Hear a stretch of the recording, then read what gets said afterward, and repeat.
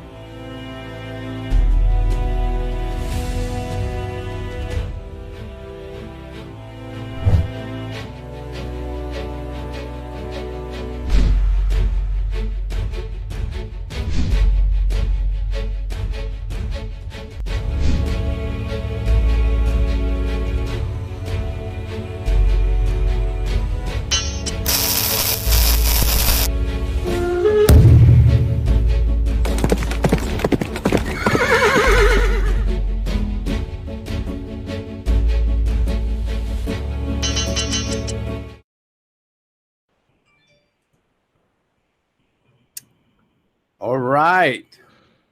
And I believe we are live.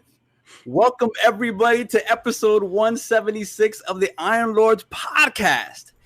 As those of you who have been with us for a long time know and have been indoctrinated, anytime you hear my voice at the top of the show, you know something has gone left. You definitely know something has gone wrong. So once again, as he's prone to do, since LordCognito has abandoned us, since he's been elevated to another status, he can't be seen with the peons or whatnot. He has forced me to host the show as he gets some much needed R&R, of course. But he will be joining us in progress. So what's up, everybody? Welcome to episode 176. This is fantastic. We have some special guests in the realm today, two gentlemen who are not strangers to the realm at all. So let me introduce them first. We have the creator and host of the PS Trophy Room podcast, Mr. BadBit himself, PlayStation Nation stand up. What's going on, man? It's been a couple of days, guys. It started off great, and now I don't even know where we are. Why the pause, man? There's a long pause there. You had to compose yourself first. Jim Tap Dancing Ryan needs a few more lessons. That's all I need to say. So, what's going on, man? What you've been doing this week? Besides PlayStation stuff, but what have you been playing? Oh man, been playing the new Call of Duty, the alpha so far. So far, so good. I don't know if it measures up to Modern Warfare because I really like last year's, but the sound in this game is something special. So that's pretty much what I've been playing, other than just head down working on the trophy room stuff. But yeah, it's been a busy week, man. Oh, BadBit, are you basically saying that you don't need to have that spatial 3D audio to take advantage of great sound, and it's on the PlayStation, and it's on the PlayStation 4 too? Hey. Real talk. When I'm playing it, and this is not for me to stay in my PlayStation too fast, but I'm already I can't wait to see what this is gonna hear what this is gonna sound like on PlayStation 5 and on the Series X. Well, you able to secure whatchamacallit? Pre-order? Luckily. Fantastic. We'll get into that. That'll be a section to the podcast unto itself, right? Oh, nice. Nice. So let me just tell you, the only thing I managed to secure was that headset. So let's leave it there. So if I got a man's, man, you can get it for that $8.99. I'll tell you about my situation in a little while. So of course, next up, another person who's no stranger to the round table, our brother, panelist on the Brat podcast and Scumcast, and according to Rand Outdoor and 10 million other podcasts, Lord Forte. What's going on, brother? Yeah, man, what's going on, man? It's great. It's great to be here with you guys, man. I always get a chance to just watch it from work or at home. Now I get to be here with you guys again. So absolutely, look, man, it's a lot of smoke about to happen today. I'm gonna try to mediate a lot of this as much as possible, but I don't know. Man. Sometimes you gotta let the dogs eat, and I think that's what's gonna happen today. That might be the case. Yeah, Cognito was like, look, man, let's get Forte in there to get some balance because they're gonna be loose today. And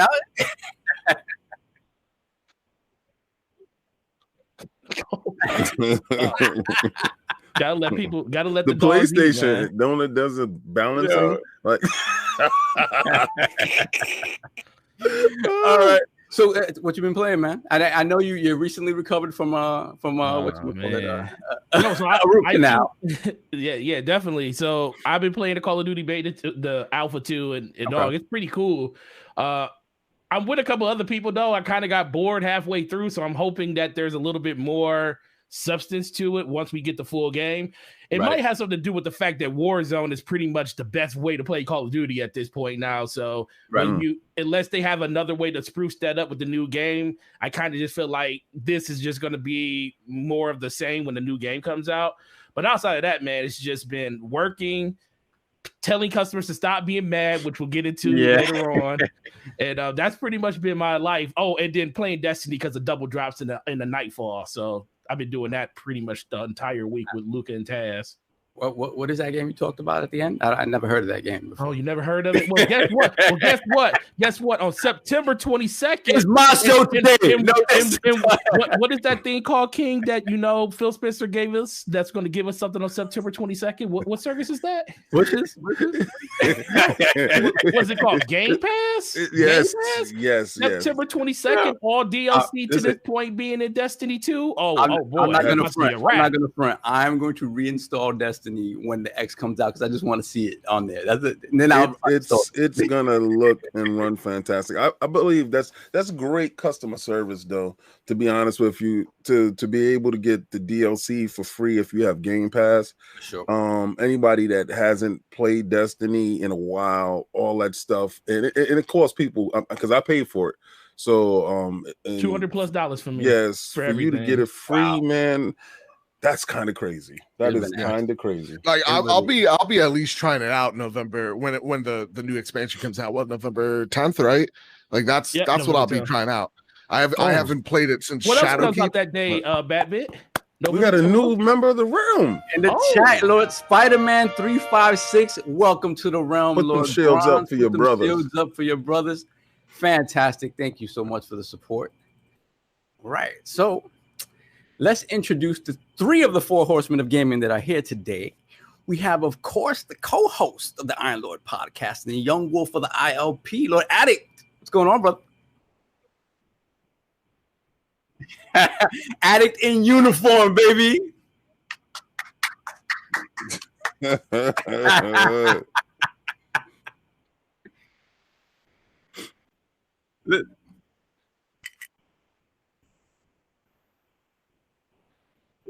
Wait, listen, guys, we got 247 watching, and we got 79 likes. Get them likes up, guys. Yo. If we get them to over 300, Addict has to take off the t-shirt.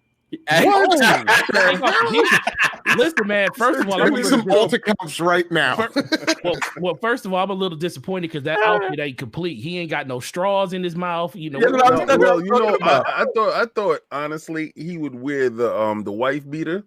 With the hole in the nipple. I thought that was gonna happen, but hey, man, I'm happy that he got it on. Guys, they're saying that Addict, you're muted. No, he's not muted. He's fine. I hear him fine. I don't know what happened. Do you have? Did you unmute yourself, sir? No, yeah, I'm here now. Okay. I muted myself to make sure the podcast sounded right on my phone, and I didn't unmute it. But yeah, I'm here, you guys. I apologize. I'm out of my word. I got these whack Somebody overalls put on. it down. as soon as you didn't unmute yourself, we got 2 more dislikes. Hello, people. Fantastic. I feel like We the didn't people even were got there into for the you, smoke King, yet, man. and I feel like the people were there No. for We you, want King. Addict to put clothes on. And of course, we have the incredible hunk of the ILP beloved Lord King David OTW. What's going on, brother? Oh man, you better call me prophet. Oh baby, what's going on, people? You know what it is today. It's the day you all feared. Sunday is here.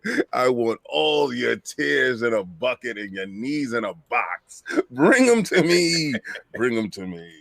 The funny thing is, over the course of the whole week, I was watching like a bunch of PlayStation podcasts, and it was like this. It's like this consistent message, like, "Lord, I can't believe that King David was right." Mm-hmm. It's just like they say that man is a freaking prophet. And this is the thing about King, right? King, I gotta give it to King because King will sometimes make predictions that seem so outlandish, but he doesn't care because what happens is when one hits, you're done for life. For life. You're done for life. He will never let you live that one down. And rightfully so, because a lot of them are shots in the dark. Like, nah, that's never going to happen. But it really isn't. If you look at the tea leaves and you can tell exactly what's happening and what's going on. Most of the time it'd be common sense. Some dudes just be like, no, I refuse to listen to your brain. I'm like, okay, but you're gonna be messed up later. And it happens. There's a reason why I call him Jim Dance Moves Ryan. It's an absolute reason. Mr. Fred Astaire was in rare form this week. Rare form. And of course, you got Lord Sovereign here, the player who lives for the selfish single player. You ain't even asked me what I'm playing. Oh, my fault. Man. You the worst host in the building. Somebody get him out of there. What were you playing this week? Okay, so shout out to Game Pass. I'm Captain Game Pass. So so I found out recently this week they had Stranger Things added there. Black Desert came back again. It left and it came back. So I said, let me try out this Hot Shot Racing. And Hot Shot Racing reminds me of virtual racing from back in the days, mixed with a little bit of Daytona. And I was like, oh, this is kind of fun. And I have the power sliding like Ridge Racer. So it felt fun. My son loved it. I think it's fantastic. So I downloaded the Stranger Things, like I said, but I went back to the Resident Evil. Remember, I was playing it on PlayStation in VR. And I was like, hell no, I can't be doing this right here. This right here make you throw up. So, and I mean throw up from fear. Not throw up from being sick with the headset. So I started playing it again. I'm not gonna lie. Capcom was on to something when they made that game as creepy and as down to earth as they did it. Because as soon as I got back in that stupid house again, and had to move the pot cover again and saw the roaches on my arm again, it gave me that pit in my gut.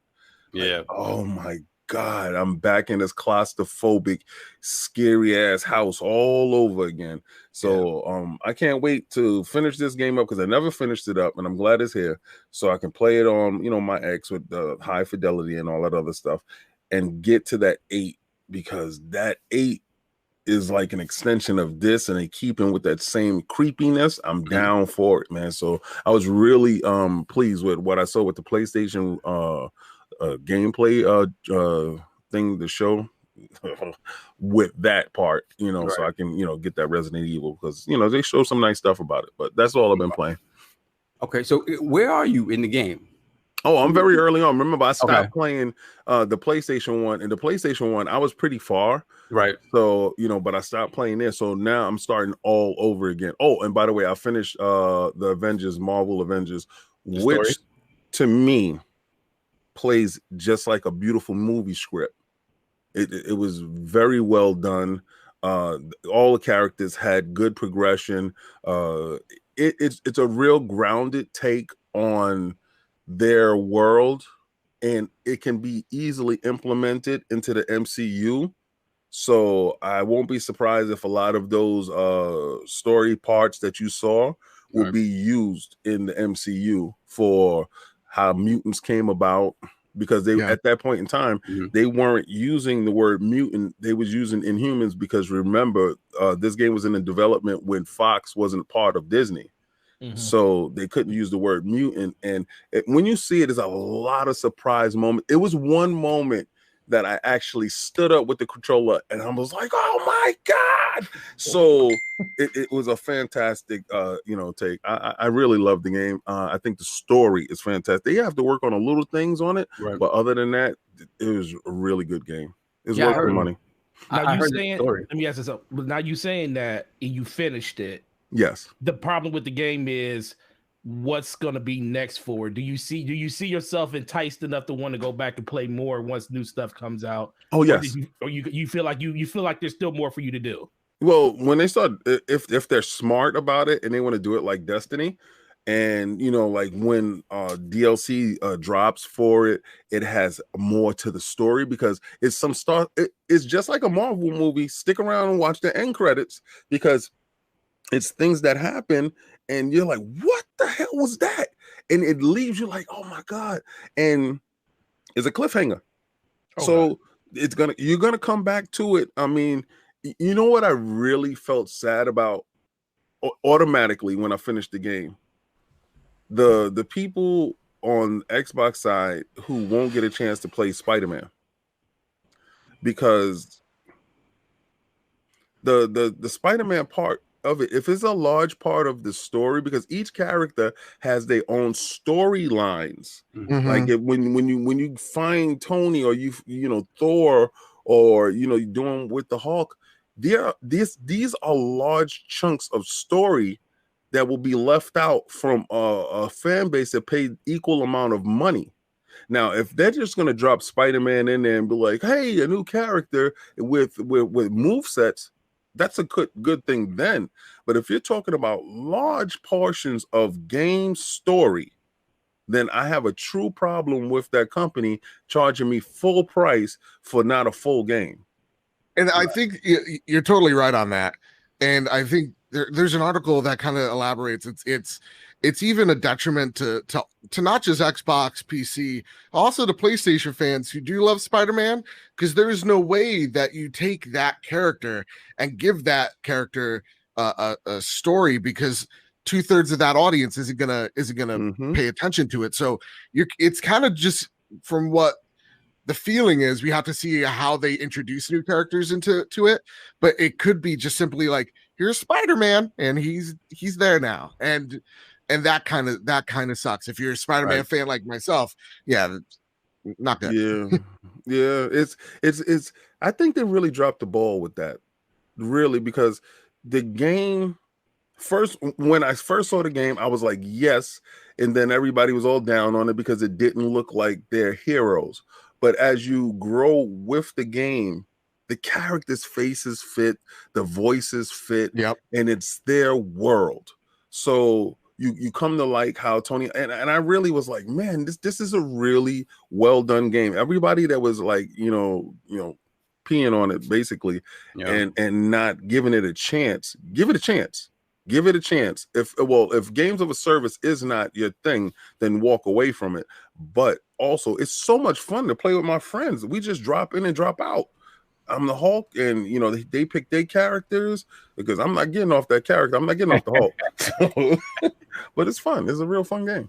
Yeah, I think eventually I'm going to get into it. I just for the story stuff. None of the actual game as a service stuff appeals to me, but I heard the story stuff is great, so I at least want to experience that. I'm gonna have to wait till that goes on Game Pass. That's what I'm gonna have to wait for. Let's get this super chat. It's got to be a Game Pass thing. Let's get these super chats real quick. We have Crazy Horse with the $2 super chat. King, are we still breaking legs today? Yes, sir. I got a couple of knees right here. As you can see, the boxes are stacking up. Nice ashy knees.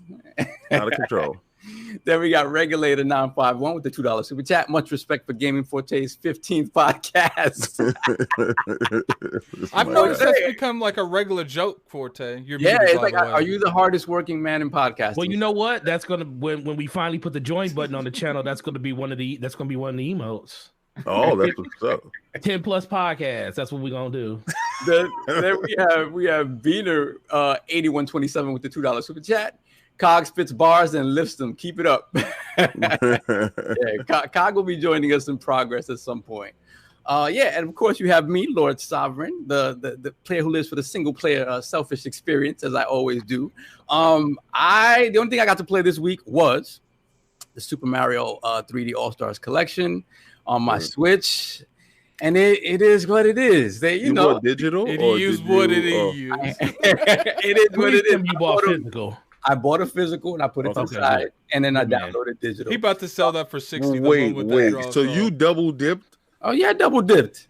I'm not opening that though. I tell you this though, anytime you try to force scarcity on something, more often than not, it doesn't work to make it a collector's item. More often than not, you know, they probably have millions of these. They're going to sell as many as they possibly can, and they'll shut it off artificially. But I still think they're selling millions of these physical. So whatever, it's not going to be a collector's item, but I got it physical just in case. And if it's not, then I'll gift it to my niece and my nephew. Oh, okay. So I'm playing that. You know, those games are still great, man. I'm one of those people. I'm a Sunshine apologist. I like Sunshine. It's different. I really love Sunshine. It's a pretty game. It's very different than other Mario games. The controls are a little weird to get used to. But even so, I really enjoyed the game. And obviously Galaxy is a classic. It's absolute classic. And they all look great on the Switch. I think the appeal is, you know, if you play Switch portably, you have them portably. I can play these games wherever I want now. And I think that's the huge appeal of it. I'm enjoying it. Do you like how Nintendo gets away with sending you stuff that is not enhanced, not anything, right. and having you charge, basically full price? I'm the biggest fraud in the world, and I'm in there with however many millions of other frauds. Oh, I'm in there too. I got it too. I got it. I told you I was. Yeah, and it's that thing, like they always get a pass for that because it's just this is what they do. So just so I clarify, you are open to give them a pass for it.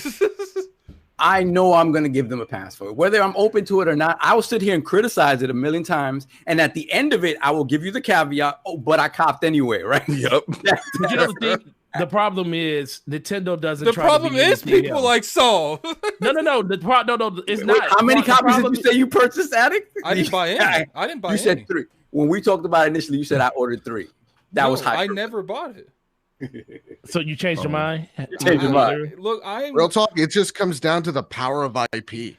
If you got the IP, you can do literally whatever you want. I was okay with getting one until I saw Mario 64 still had the resolution of the original game. Dude, and then right there, I threw the whole thing out the window. I threw the whole thing out the window. No, it doesn't have to. I have it on my Switch Lite, and it's square as all hell. No, it's just like this. And I'm like, I want the whole screen. I bought the Switch to use the whole screen. Aspect ratio, and they didn't use the emulation version of like a Mame or something like that, or a Java. They left it how it was intendedly viewed, the aspect ratio, but the resolution is higher. It's definitely crisper. Yeah, they legit just put 3 ROMs on the cartridge and said, "There you go." And in terms of gameplay, you look at like 64, and it's obviously aged the worst out of all of them in terms of gameplay. But that said, like 15 minutes in, it still felt good. Like the camera's the worst. They should have worked on that, but it still feels good, and it tells you what a watermark moment for gaming that was. Yep. I remember when King came over with his Japanese version N64, and Cog and I saw that game for the very first time. Dude, yo. It almost brings tears to the eye because we were just like, nah, this ain't real. Like, no way. When he turned into Metal Mario underwater, that was it for me. At the end of the day, man, it's just every company got one game that you was like, I guess. Like, mine's are Zeldas. Like, they do the same thing with Zeldas. I guess. Next year it's coming. You know it's coming next year. Well, that Halo ODST. Well, I think there's enough. That thing for me, like the fact that I saw them, they're putting inside the Master Chief Collection, and it's looking a whole lot better. I was like, oh my god! I think there's enough Yeah. Zeldas to make me. There's enough Zeldas they can do this like 3 times, like sure. Especially 3D. Like they can literally do one with Ocarina of Time and Majora's Mask and Wind Waker. Then they can do a Twilight Princess, Skyward Sword. I don't think there's one after did that. it twice. They'll do it again. And then after they release them both individually, then they put them all together. Like Yeah. And that's exactly what they're gonna do in Mario, right? They selling it to you in a package for this limited amount of time, and then they're gonna separate them all out.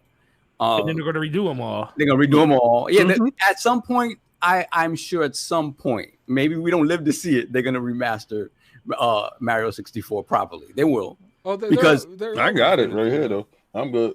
Man, look at Mario, man. Look at Mario back there. I told you, like you want. You trying to figure out where Mario's at? No, he's directly behind you. I thought he was on that. I thought he was on that spinner. You was gonna start spinning him. Oh no, I didn't want to turn him around and then he jump off, and then people just start turning off their YouTube. Mario's free. So definitely get these super chats real quick. Yeah. What were you gonna say, Addict? No, I was just gonna tell the super chats. Okay, we got Brap with the $2 super chat. King, those empanadas looked on point. Salute, Lords. Thank you, brother. Then we have Beaner8127 with the $5 super chat. Jim is an idiot. While pulling on Xbox cross-gen, he unknowingly devalued all of PlayStation games for the next 4 years. Sling Poo, you get covered in it. I don't know about the devaluing part. We'll get to it. But we have Sin Vendetta with the $5 super chat. Lord BadBit, be sure to preach the gospel of the greatest game of this generation, Bloodborne. Fear the old blood. True. God. What is it? Like, Sin Vendetta, please check me on this. It's been 2007 days since the launch of the greatest, game this generation, Bloodborne. I mean, it's been a minute. That is a game I'll cap for the rest of my life. I will definitely be able to throw that game in the bushes with no return. Yeah, I'd like to see it at 60. I definitely want to see that. Then we did we get Demon Souls at 60? Well, they're saying it's 60. They're saying 60 for who? Eye for one eye. If you close one eye, the VR version, the one eye version. I don't know how they getting 60, but I don't know. I don't know. All right, then we have our brother Lord Boom from Double Barrel Gaming with the $5 super chat. Rumor: Microsoft is planning to announce Series XS price drop tomorrow to $449.99, $249.99. If this happens, that'd be crazy, but I doubt the odds of that happening. Hey man, what did Phil Spencer say? We are agile in the price that I think systems are, and we will not be meek. And I think you saw that with the $499 and the $299 price point. That's not gonna happen for the simple point. They're gonna sell out. All these consoles is gonna sell out. They're gonna sell regardless. So if you drop your, sorry, go for it. Okay, go ahead and finish what you're saying, BadBit. Oh, it's kind of like what happened with the Xbox One. To me, I mean, it'd be cool because I save $50 on a console, but like you don't want to price drop a console even before it comes out because it displays a lack of confidence in the product. Yeah. Right. So you want to keep it at that price. These things, King, they're gonna sell out, both of them. Like, it's a new generation. It's people that's eager to get it. It's the hot ticket items for the ending of the year. Yeah. So trust and believe. Don't be fooled by the initial sales, sold out all over the place, because both of them is going to do it. It's a longevity type of thing. It's who gets to 10 million first. It's called availability, people. So just be happy if you get one and enjoy it, but price wise, no, you're going to pay $500. These dudes are taking losses on these consoles, both of them, even at $299. Definitely. Just to clarify, man, I know I'm gonna call time on ourselves, man, because we only got one of our guests for a certain amount of time. Yeah. Let's move on. So real quick, let's get this $5 super chat from Stitch. Happy to see Addict in uniform. Only took him 4 months.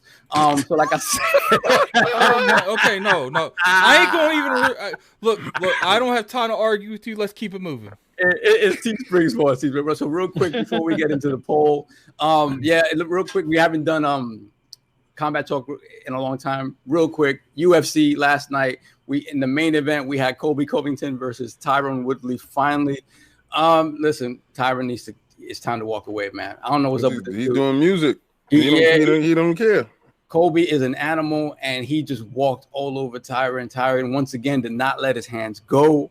I don't know what's going on, dude. Like, this dude, he gets in there and it feels like he freezes, and Colby just destroyed him. But how the hell you freeze with a limited crowd? How the hell you freeze when it's like a gym type environment? I'm sorry. We got to stop making excuses for him. Sure. We're at the point now. When it comes to the big show, he's going to try to stretch out the distance of it, and he doesn't want to take risks. And I can see now why Dana White is really not high on the dude. So Dana White has been right, and Tyron, I'm sorry, boy. Just leave the music alone until you can 100% dedicate yourself to MMA. Stop playing around, because you're in there and you can get hit wrong, and everything in your life is a new medical alert. So please just stay away from it. It really feels like he's back burnering it, and it shows in his fights. Yeah. Like, he just doesn't feel like he's there. So walk away. So let's get into the results from last week's poll. There is no new poll because I don't have that sort of imagination like Cog does. So I'm just going to read out. Man, so you got to say that people have spoken. We got to keep this original. I can't be copying what Cog does, though. So the results from last week's poll are in, and the people have spoken. There you go. To the question, with the PS5 showcase recently announced, wow, this aged quickly, what do you think is the most important thing for Sony to accomplish in competition with the Xbox Series X/S? Power. The winner With a resounding 44.1% of the vote, PS5 must match Xbox Series X at $500, which it did. Second place going to all the smoke with 24.6% of the vote. I don't care if PS5 is not shown in real life; it don't exist. Yeah, that's kind of true, man. So yeah, I mean, like what King was saying, we're seeing a lot of CGI PS5s, and we really do need to see that. So it was funny. I saw the measurements on one, and I don't know if that was Did you real. see that? Yeah, I don't know if that was real, to be honest with you. But if that's the case, that's kind of crazy. Now I know the HDMI that displayed next to it, and that could be like one of these trolls because they show you an HDMI and you believe, oh man, it's real, it's the HDMI. So I don't know. Yeah, I don't know. That wasn't exactly how COG wrote it because I'm only looking at the results. COG has the actual script for it. So coming in third place with 17.4% of the vote, Spider-Man Miles Morales gameplay and launch, which they did achieve. Yeah. And then coming in at rounding out the voting with 13.8% of the vote, PS5 digital, $400 or less than Xbox Series X, which they also did accomplish. So, Mr. BadBit, what do you think about this? What do I think about the poll? Yeah. Yeah, that's pretty much like the expectations that I was looking forward to. The thing that I want is them to talk to us better. Yeah, that's all I need to see from Sony. Better communication. But yeah, no, I really wanted to see the Miles gameplay and how that differs from what we saw from 2018, and it delivered. So yeah, absolutely. Well, I mean, was it on a Pro? Like that thing can run out of poster. I just want to see Miles in action. Like that's my superhero. Right. So I'm so happy for that. Yeah, listen, I troll a lot. And I see a lot of times people put in the comments like this is a Xbox podcast. It's not. I'm an Xbox dude. All right. So every member on this panel plays something else other than Xbox, like including you. Yeah, exactly. I play my PlayStation. So I support tell people that, man. But I support. See, I'm not like these shills out here that try to cap for their fan base and try to lie to them like they're not, active on other things and they go dark when they're playing their games. No, you want to see me on PlayStation? I'm called Xbox 360 level 1. And I'm over there, and it may sound like a troll, but so who cares? But I'm supporting more than the real dudes that claim that they're Sony dudes. Like, how you don't have a pre-order if you're a Sony dude? Somebody was there. Yeah, like I said, the King showed the pictures. First in line, mask on, ready to cop. What? I got my 4. Like, I got 4 of them, and I'm going to have your boo-boo in my house, and you're going to be mad. And I don't want to hear, I heard everybody switching picket lines. They crossing the picket line talking about it's going to be my second console now. Like, really, dude? Like, I don't care how you feel the direction is going. Mm-hmm. They gave you what you asked for, and yeah, so what? They lied to you. You don't run the company.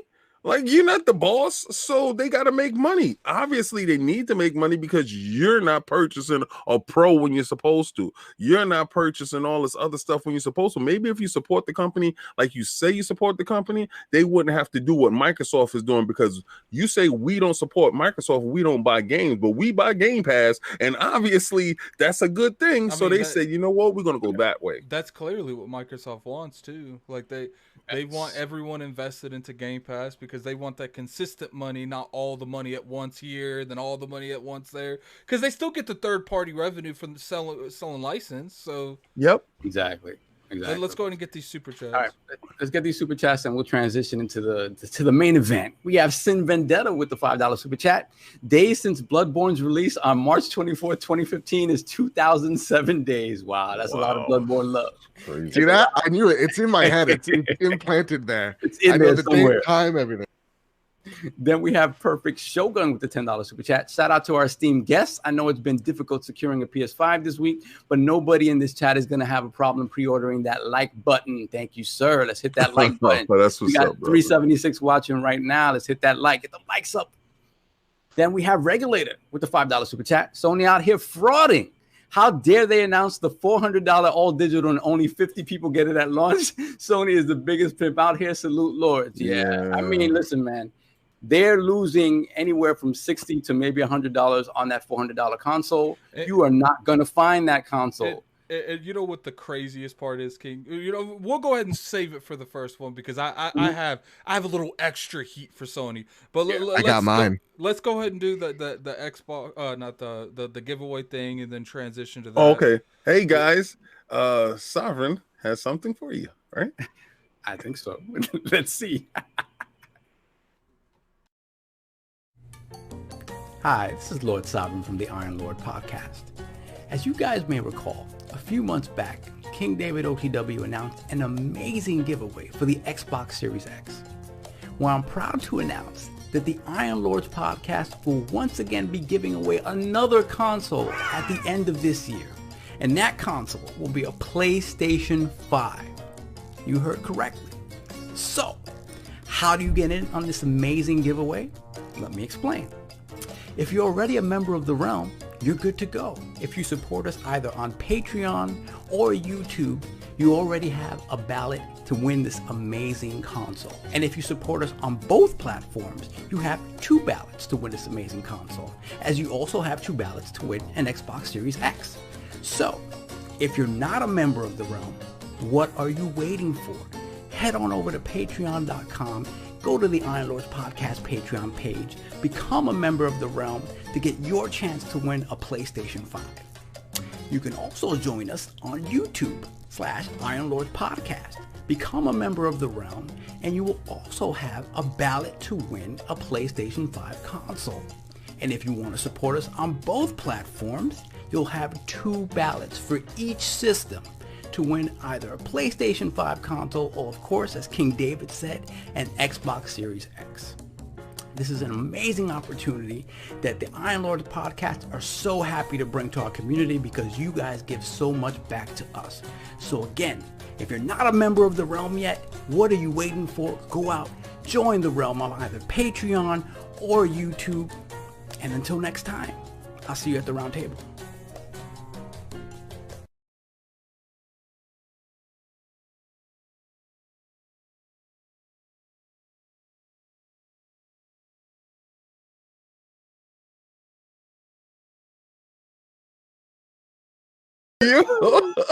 Said, hey girls, do you like to dance to music at night? I can't believe someone said Tinder, man. Like, that's crazy. Don't swipe left on me, baby. Wait, are we live? Are we back? Yeah, we've been back. We've been back. Yo, shout out to the chat for being mad messy. That is. Said, hey, baby. They said unmute. They said unmute. We're muted. We're muted still. You shouldn't be. Talk. Can you hear me, guys? Yeah, you should be. You should definitely be live.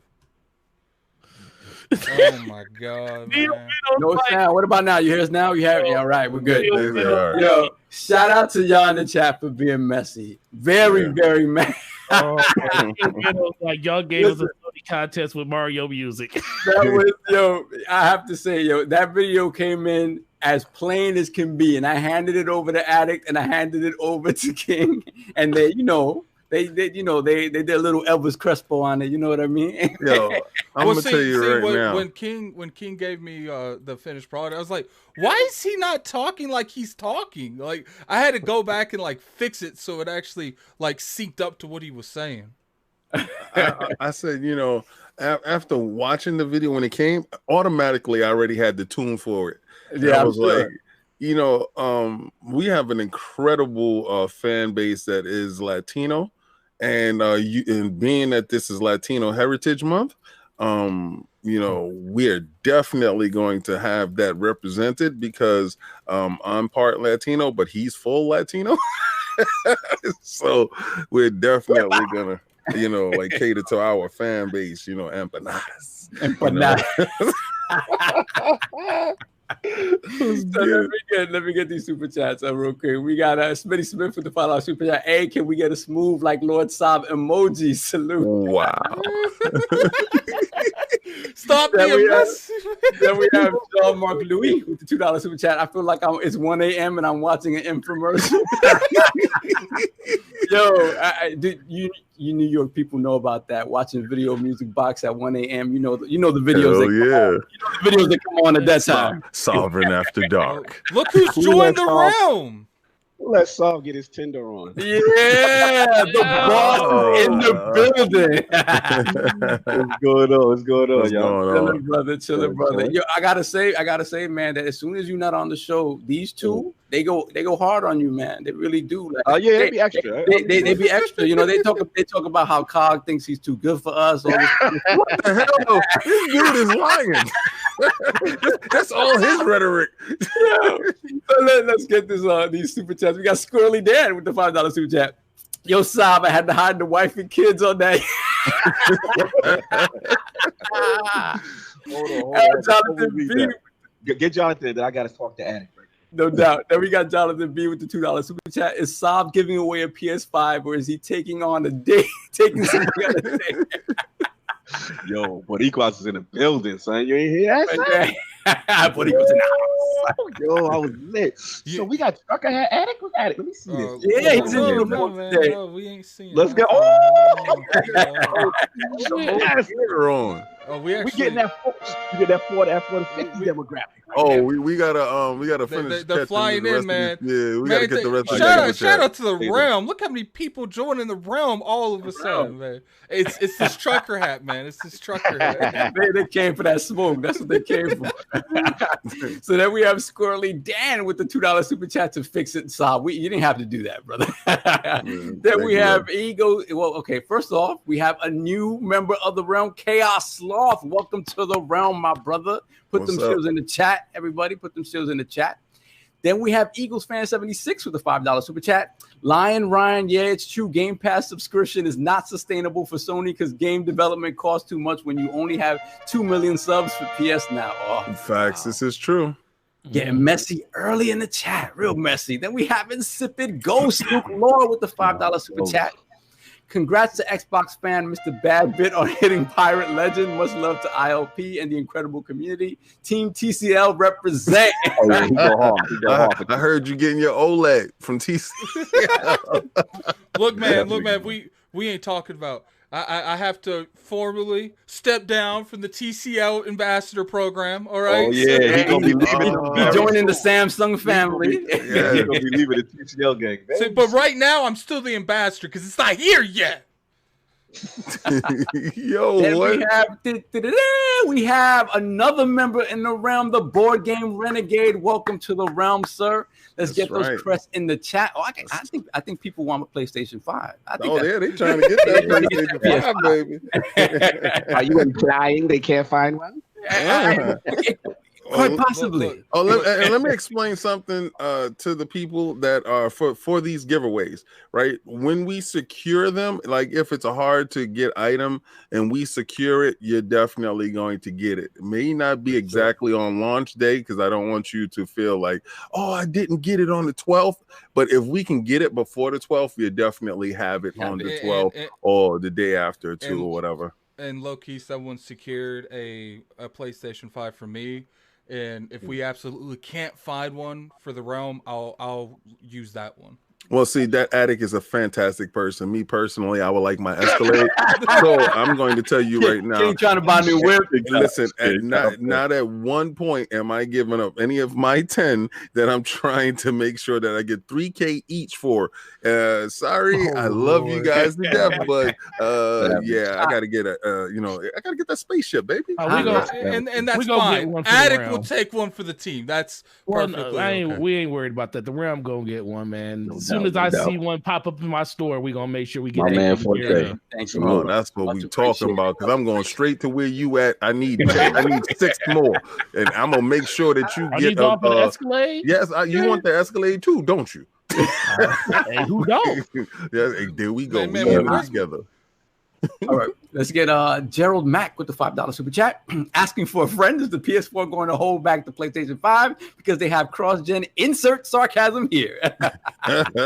Much appreciated the sarcasm. Yeah, we'll be talking about that in a little bit. Then again, welcome Sir Mozzie to the realm, ladies and gentlemen. Crest up, put the crest up. Put them crests up in the chat. People really want that PS5, baby. Yeah, they going in. Then we have Sin Vendetta. Hold up, I got jumped. Wow. Sin Vendetta with the $10 super chat. Question for Forte. I know GameStop won't allow me to pre-order more than one console per household, like a PS5 physical and a digital, or Series S and X. But can I pre-order a Series X and a PS5? No. Wow. No. Okay. So you can only pre-order one? One console. Pre-order one of each console per household, but there's ways around that. Yeah, Hold up. I can't tell you what ways are to get around it, but there are ways around that. Clearly, he can't tell you because he's a member of the GameStop realm, but Lord Addict can tell you. Get your mamas to go in, your brothers to go in. Yeah, but Addict, you know something? They didn't ask my kids their address. Right. You know, they just asked them they email. Yeah, so I'll tell you the way it is if you have a power card, if you have power account card, it will tie your card to the pre-order.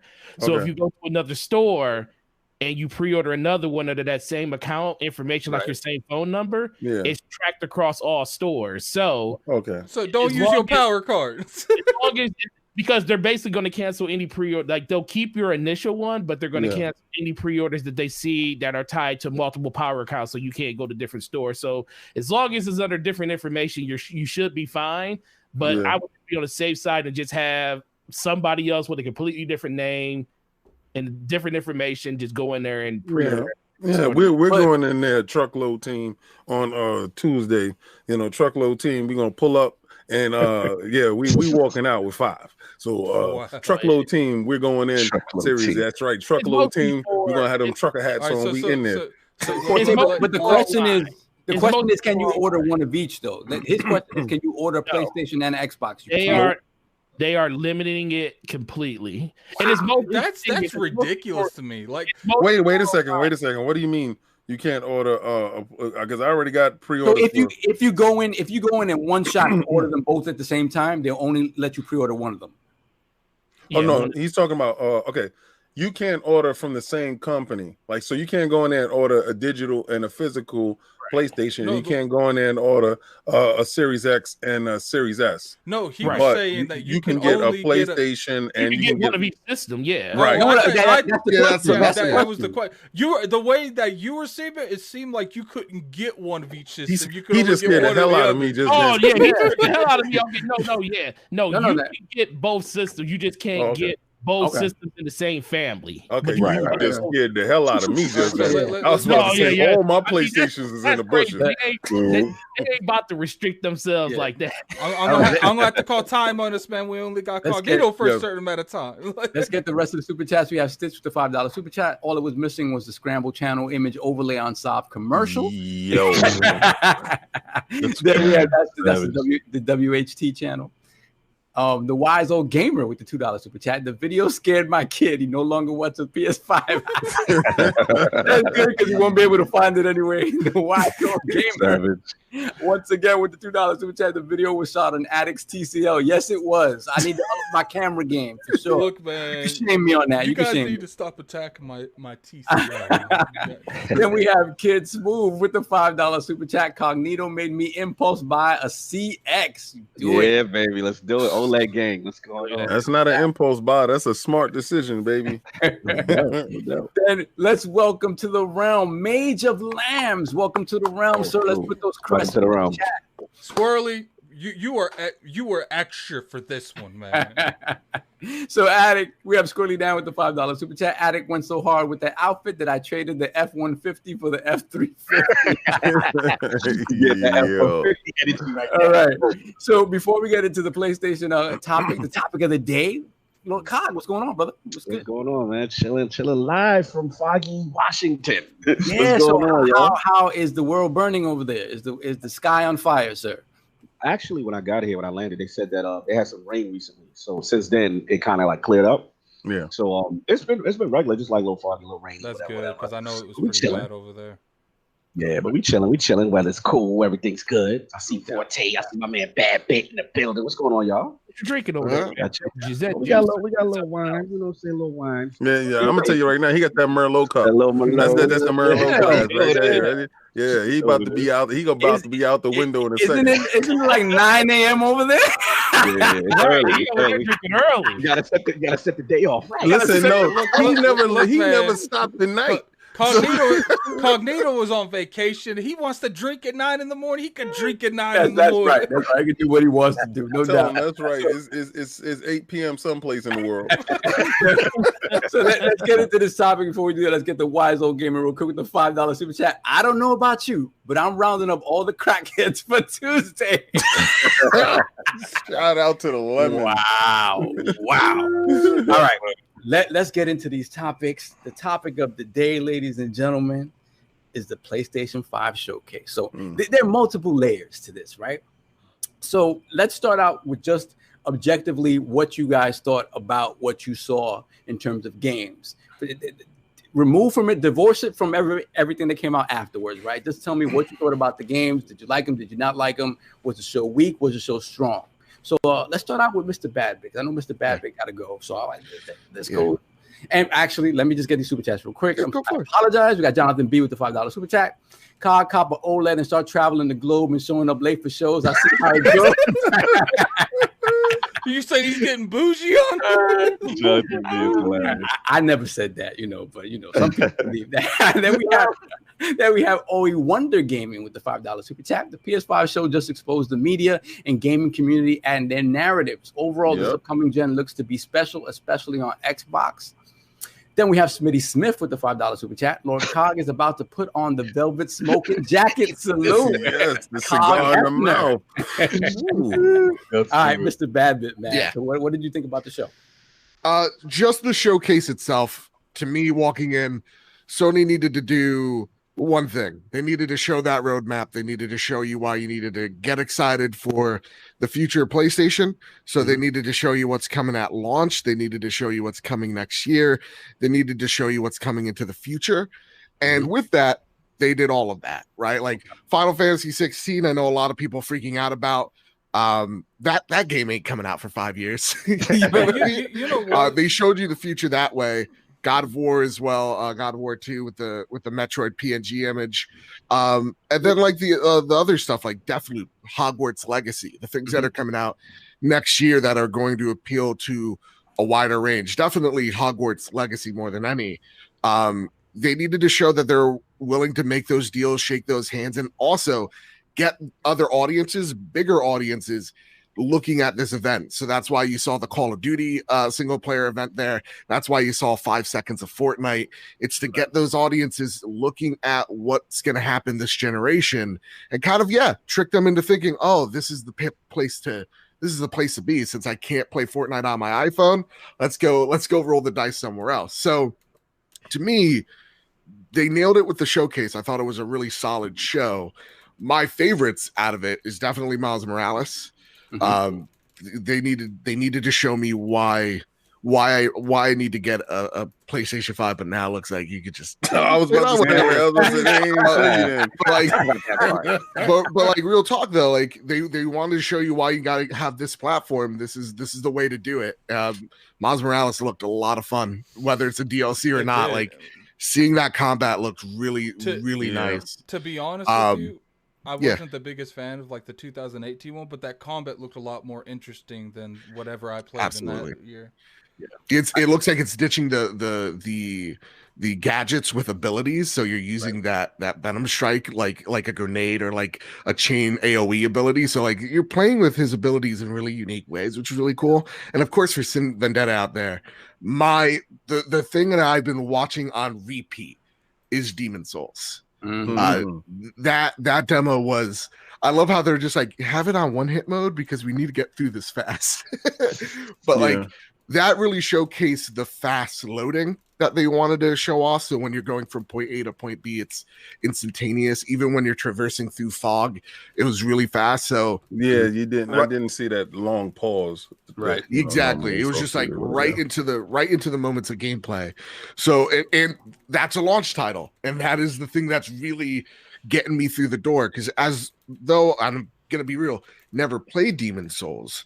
I'm into Bloodborne. I love that game. That's what's gotten me into the Soulsborne genre, and I've played most of the games since. So I want to go back to the original beat, the thing that started it all. Seeing Blue Point, knowing their pedigree, I am so into this game, man. So to me, the showcase hit on all the levels it needed to hit, but it's the aftermath. And that's something and that's why the topic's called the aftermath. The aftermath. All right. No, I agree. I think in terms of Demon Souls, it really it needed to be there at launch. Same with Miles. So I was happy about that. But we'll get to Forte's thoughts on it. So Forte, you were on the live stream with the Lords, and I purposely didn't listen to too much of it because I wanted to get raw reactions today from what people felt that day. So I kind of quick overview. But I didn't hear everything that everyone had to say. So tell me what you felt about the showcase. So my thoughts haven't changed from the moment that I saw it to now because I can separate what happened after the fact from it. I think it's really by far the best show that happened this year. I think this show was literally a blueprint to show other companies how you do a digital event online in the middle of a crazy world that we're in right now. I think the talking points were on point. I can probably say some of the games they showed towards the end lost a little bit of steam just because they were just throwing, it was like filler that people didn't really care about, which that's where the show dragged itself down with. But when you show gameplay of Miles Morales and you're showing off that ridiculous combo system and just, I never thought they could actually literally uplift what they did with Marvel Spider-Man when they showed the cinematics the first time in gameplay. They literally did this with the bridge scene, and I was like, bro, if you're not excited to play this game, there's really something wrong. Because even if you're not interested in this type of game, it just makes you want to. It just literally makes you want to play it. And then Demon Souls, I'm nowhere near a Demon Souls fan, but just looking at that, I was like, wow, I remember what the old one looked like. It looked nothing like that. And it's a completely different game. It's a different game. And to me, they really hit it out the park when it came to, like BadBit said, the first part, the messaging. They sold you on what you can expect when it comes to PlayStation. Now, we all thought this was PlayStation 5. It comes to find out that it's also just PlayStation in general, which is still a good thing because it still entices you to want to be in that ecosystem. And I think that's all they really technically want you to be. And that was good. So I gave it an 8.5 out of 10. I think it was really, really on point. They gave us the price. They gave us release date. They botched on the pre-order thing, but they did. They gave you pre-orders in it, so they gave it all to you in one fell swoop. It was just the aftermath that took all the air out of it. But for me, the show was great. We had fun in there, and I think a lot of people really enjoyed what they had to show during that event. Absolutely. Let's get to super chat real quick before we head on to Addict. Can't say you, Gerald Mack with the $5 super chat. Can't say you've been drinking all day unless you start in the morning. Welcome to the West Side, LordCognito. Shout out to the Lords. You know what time it is. So with that, actually, we'll skip over Addict first. Let's go to Cognito. Spicy. What did you feel about the show this week? Yeah, I got a chance to rewatch it again, and BadBit's making some great points. I mean, on face value, when you look at how the show, especially how the show started, it was really heavy hit after heavy hit. I thought obviously Miles showed well, then you got the Demon Souls, you got I thought actually was underrated was the Harry Potter joint, the Hogwarts. Oh, because at the end of the day, that's gonna appeal to a big audience, right? So I thought that was smooth. I like what they did there. I agree with Forte. In the middle, it started to drag a little bit. There was some questionable decisions. I felt like I didn't know why Fortnite was there. It was like there was like another game because they made a deal with Epic. Thank you, BadBit. Devil May Cry, that kind of pissed me off. I was like, I didn't want that to be there. Because they were on such a good roll with new stuff, exclusive, and then I liked how they used the verbiage. Like from this point on, everything you're gonna see is PlayStation 5 on gameplay. So they were taking the cues of what everybody was kind of upset about, and I like that. You know what I'm saying? But as we know, it's because the Lords went live with Ching and everybody.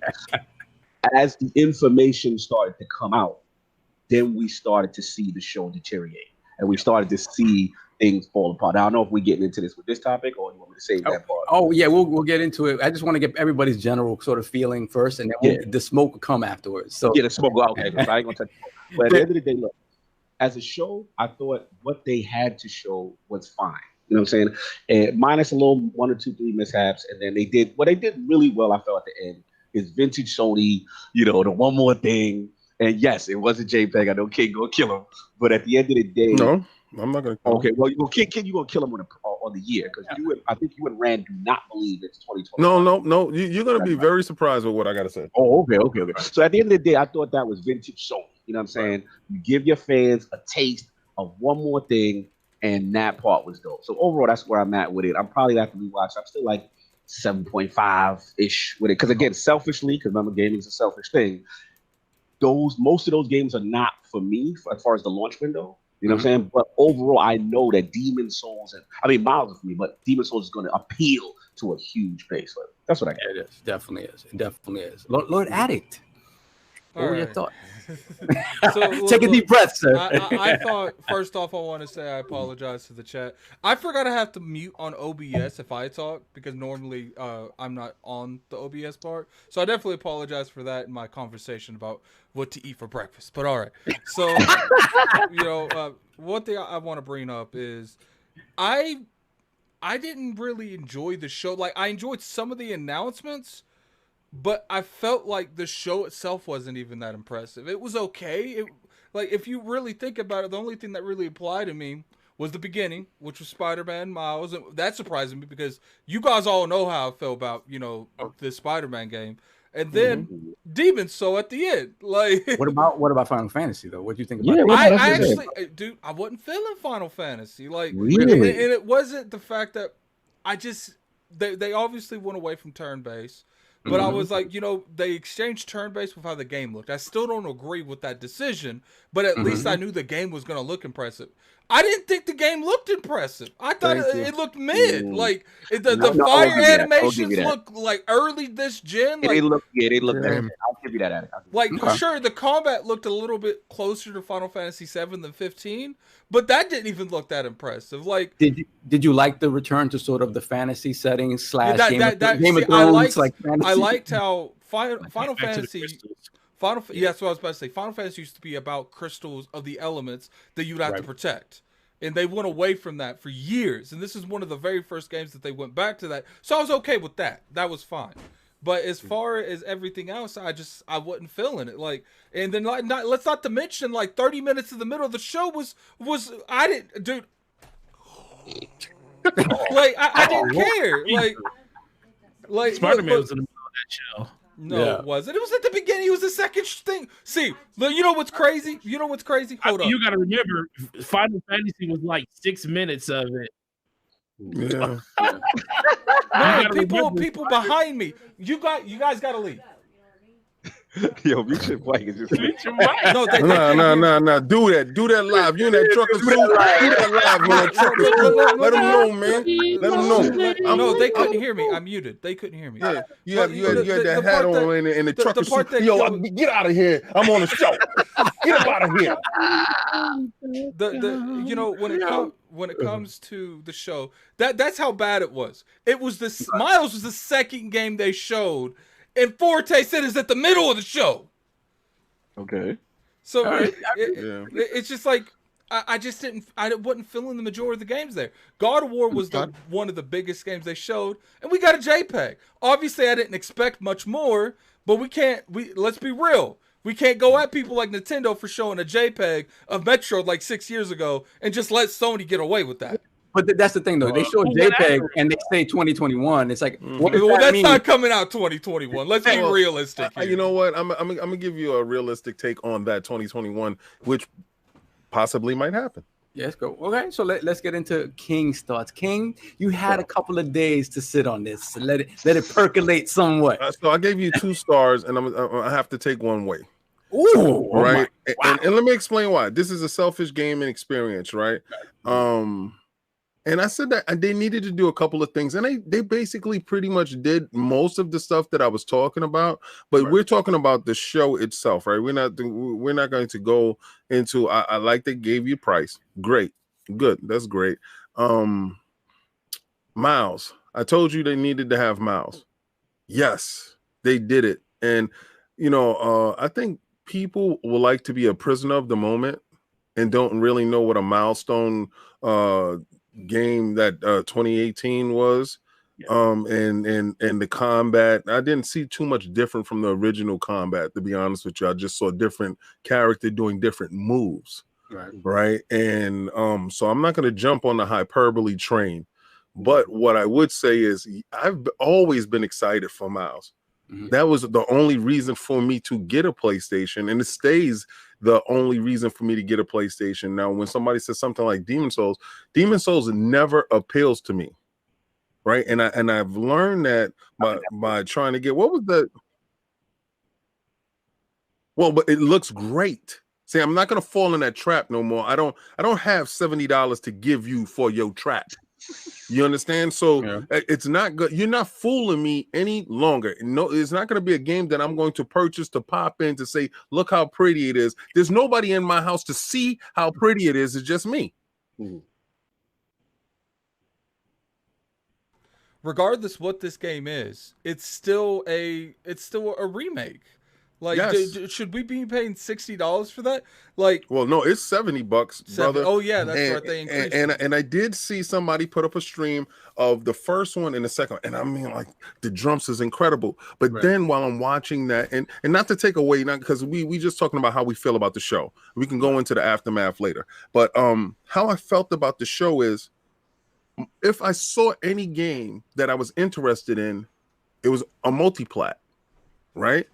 So I said, okay, well, I got to take away a minus from that because I'm not purchasing for them. So this is a Sony show. What did I take away from Sony's show? I took away Miles. And yes, Miles is truly tremendous. And I took away a price point. And I'm like, yes, this is it. We are here now.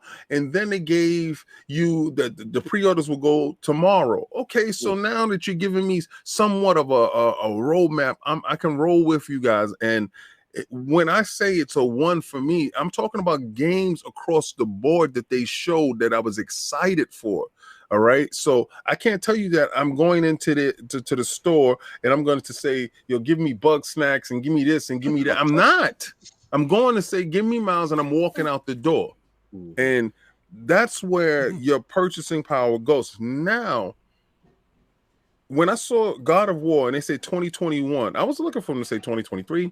When they say 2021, now what you're telling me, in light of what has been transpiring lately, that now what I was telling you from the beginning, from the rip, they're not chucking out old assets. These games cost X amount of dollars to make. This is not 1986, guys, where, okay, we're going to go on to the next game. It's going to take 5 years to develop. No, we're going to use the same assets that we use because we developed this stage. We developed this world in Spider-Man, and we're going to change the character. We're going to give a different storyline, but we're going to grow it from the existing textures, existing material, existing world. So stop capping, thinking it was built from the ground up, special stuff. It's not. It's a DLC. And if you think about it, even you think about it, some certain scenarios was done to where it was new. You know what I'm saying? But no. It's not. Let me finish. Yeah, like, regardless, even if these textures were made from the ground up, it still represents something that's already made. Like, it's not like they made new avatars from scratch, because the majority of the game, I assume, I've never played Demon Souls, it's going to be what was in the first one, just highlighted and looks better. Yeah, I can get to that too. But when they show God of War, is Horizon 2 running with the same assets? You know, because the turnaround is pretty close. Yeah. So you're saying if the turnaround is next year or close to it, all these games that we're seeing, even when you yell out Ratchet and Clank looks so incredible, I actually went upstairs and played the first one all over. I said, well, I got a lot of boards that look just the same. They're using the same assets, the same worlds, the same algorithms, and yeah, you putting more NPCs here. You're prettying it up. You're particle getting effects, the ray tracing, all that stuff. It is at its core built off of that game. You know? So everybody's yelling out, "Oh man, Insomniac is the hardest working dudes." And no, Insomniac is the dudes that turned into Mortal Kombat and they reskinning stuff. You know, you got Cyborg and you got Cyrax and you got Melina and you got Katana. This is what they're doing. All right, so look, the King has already gotten into the smoke part, into the aftermath part of it. So let's go. I know King. I'll let King elaborate more as we move into. I want to go first. I want to go first. All right, but remember, we got BadBit only for a little while longer. Yeah, let's get BadBit first. I want to go after BadBit then because I have stuff in my mind I gotta get out. and in case you haven't noticed, and in case you haven't noticed, in case you haven't noticed, my voice is already going out. So I got to get my bars off. I got you. All right, so Lord BadBit, the name of the show today is the aftermath, right? Because the aftermath is where all the good stuff happened, right? We enjoyed the show. There was some great showings for Sony first party stuff, but there was stuff that was weirdly missing from the actual show proper, and there are details that started to trickle out as the show concluded that sort of put a little bit of a damper on what we had seen already. So let's get into your thoughts on that, the aftermath. But real quick, not to cut y'all, because y'all got two people that joined the realm. Yes, we do. And Motivate and Delilah HD. No doubt. Shout out to Hustle and Motivate. Welcome to the realm, my brother. Put them crests in the chat, and of course, Lady Delilah. Welcome to the realm. Put them crests in the chat. Thank you so much for joining the realm. We appreciate it. So, Lord BadBit, tell me what your PlayStation Nation, baby. What did you feel? So I man, there's a lot of feelings. None of them are good. I gotta say this. You know, look, I know I host a Trophy Room PlayStation podcast, right?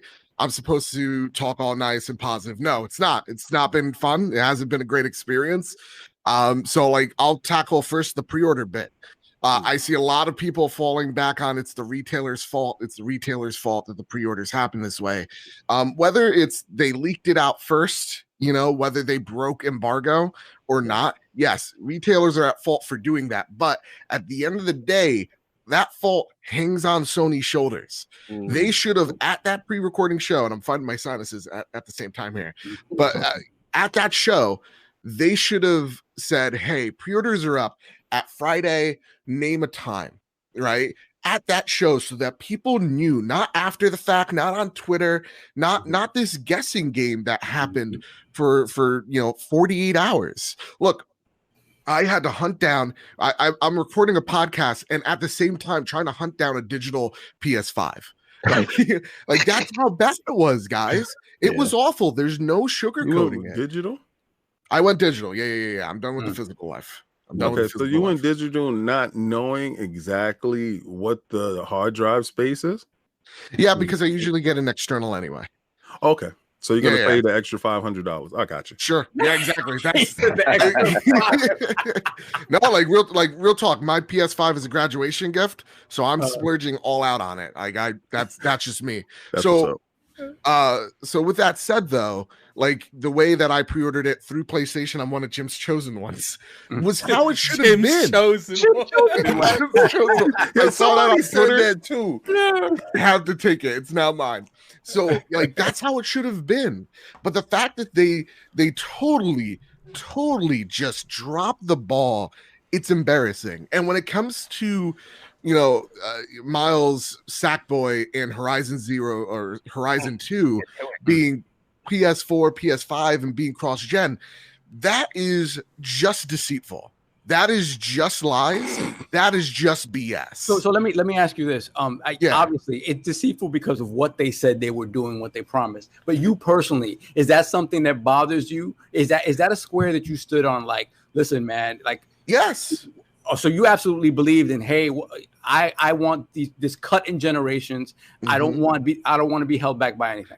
Exactly. And my co-host was not like that. He's very much like, you know, like with Xbox's moves, he liked it. With this one, he was fine with it. But for me, I'm just like, no.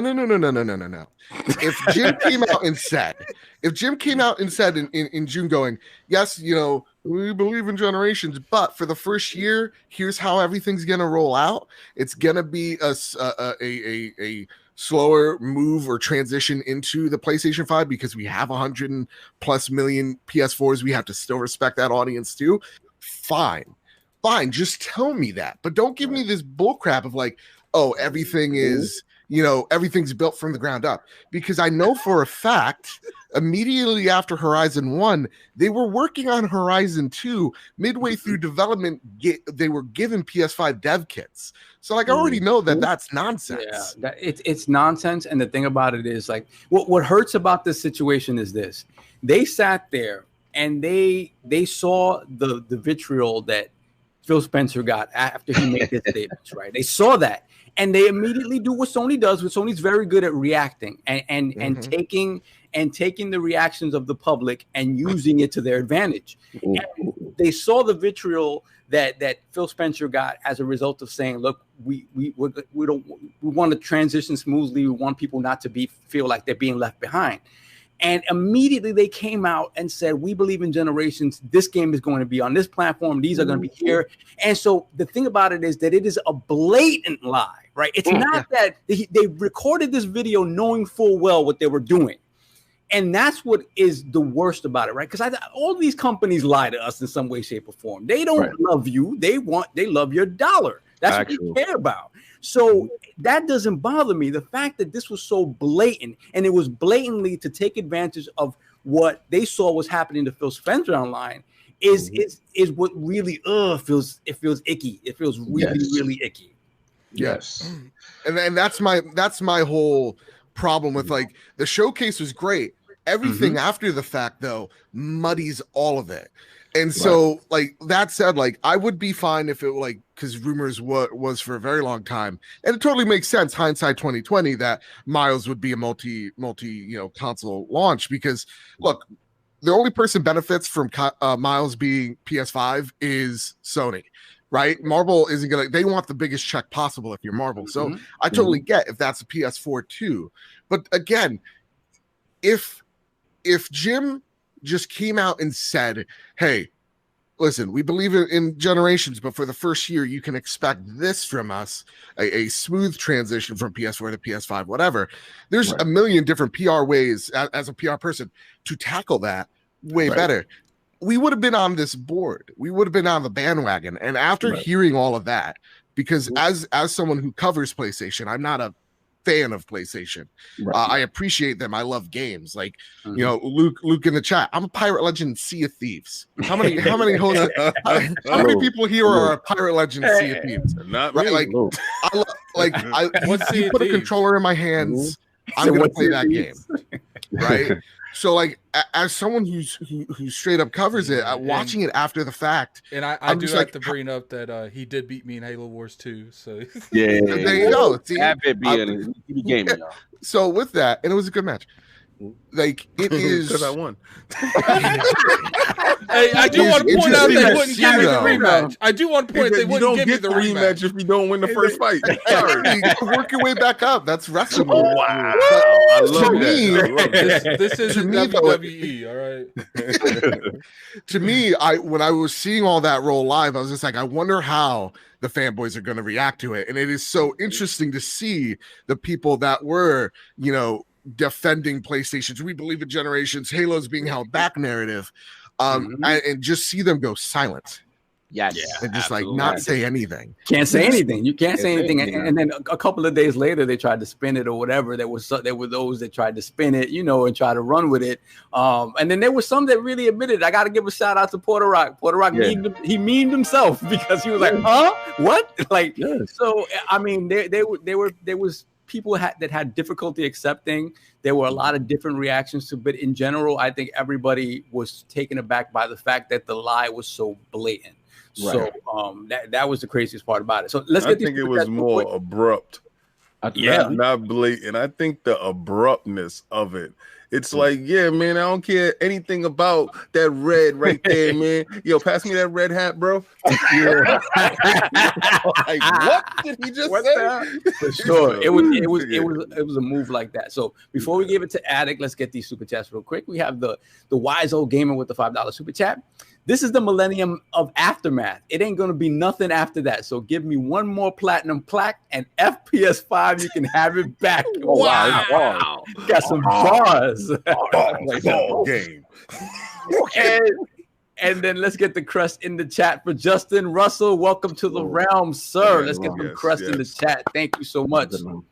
And everybody trying to get that PlayStation 5, baby. I feel you, man. Hey, show your hat in the rim. Yeah, the Suavemente edition of the PS5. Yo, it's the COVID sovereign face on it. So we have Stitch with the $5 super chat. For those of you that got a PS5 digital, there's a workaround to be able to play your PS4. Go to your local preferred store and get yourself a PSN card. Yo, savage in the chat. You know what's funny, Solve, that I was just thinking of? You're about to join me, Cognito, and King David on the memes because people about to pick apart that. Oh, yeah, for sure. I knew it was coming. Gender is about to be loose. So, Attic, the floor is yours, sir. Look, there's a couple things that I felt like is really bad. Okay, first off, I want to bring up something I don't really see people bringing up. Sony has low-key made a cheaper console, but don't intend to sell it to the most people. Like, they're like, okay, we can't do this. We can't do this price thing, man. We got to make it lower. But that lower one's gonna cost us a lot of money. Oh, all right. Let's just only print 10%. Like the other 90 is gonna be the physical. Like Forte, when you were talking, you told me that the digital was way less than the physical, didn't you? Yeah, it's like 5-1. Yeah. So to me, it's like they're using. It's like they use that system to hit a price point that just to have the narrative saying that we have a system at that price. But they never intended. No intentions of selling. No. Wow. Well, real talk. It's a little bit of A and B. It's one. Yeah. It's like they definitely they want it for the price as well as the fact that most retailers, especially GameStop, and this is something we were talking about on the trophy room, of if we were going to be surprised if they even sold this thing, because it's literally like selling a goodbye to your customer. So from what I understand, a lot of retailers just didn't want the digital in the first place. So I was very lucky when I am one of Jim Ryan's chosen. A lot of those digitals being sold on through PlayStation directly, because if you're GameStop, why do I want digital content? It's just to me. Real quick, I missed the Wise Old Gamers. One of the super chats. We have $2 super chat from the Wise Old Gamer. Looks like the PS4 still has some miles in it. Haha, I like that. Well played, sir. We got bars. You got a new one. Then we have E. Murray with the $5 super chat. Let's also add that now the PS4 is going to be supported for 4 years. That's 2 more than the Xbox One consoles. I mean, listen, I got to give it to Aaron Greenberg, and it wasn't him. Like he put the little eyes on it, but somebody immediately posted that the Xbox Series X now, or the Xbox platform now has the most confirmed next gen exclusives. And that's crazy, because me and LordCognito, we were talking Microsoft and Sony have low key flipped scripts. Microsoft was the person we're go everyone's gonna stay together. We're all gonna get in the circle. We're all gonna spin around the circle. No one's getting left behind. And then we do that showcase, and they're like, everyone's getting left behind. They're like, you see this Halo? This is the only game you getting. You only getting this Halo. And then obviously a month later, you ain't getting the Halo anymore, fam. Because it's just it's crazy, because Sony used to be the other way around. Every game's gonna be exclusive. We believe in generations. A month later, everyone's getting the games. PlayStation 4 is getting the games. They're like, we're gonna get PC Demon Souls and then act like it never happened. Like, but and that's the thing. Like, I understand. Like, look, the PS2 was supported for 17 years. So like when they're like, we're gonna support the PS4, I'm like, oh, so you're gonna get more. You know, some more multi-plats. You're going to see maybe a year more of Call of Duty, a couple years of Madden and all that. But then, like, how can you believe that when Jim Ryan has already just like BS'd you 3 times in an afternoon? He's a liar. But you know, when it comes, we're coming at Phil Spencer saying how Phil Spencer goes, he flip-flops on what he says and stuff. I'm like, listen, y'all talking about something that I seen that timeline of that tweet like over the last 4 or 5 years of all the things that Phil Spencer said. I was like, man, I said Jim Ryan literally passed that up in an afternoon. Yeah. He said, "Hold my beer." You know, the crazy part is a lot of the times when these corporations flip script and their messaging gets weird, let's be real, it's from feedback. Like, you know, a lot of people is like, we want exclusive next gen experiences. I was one of those people, and then what happened? Jim Dance moves. Oh my man! It's a let it ring. Let it air it out. Let it ring. Air it out. And you know, like, I gotta say it, man. I gotta say it. At the end of the day, you know, with this whole PlayStation and you know, Miles coming to PlayStation 4, who did that for you? It was Phil Spencer. Like, it's just like, look, like, you know, we've said it multiple times.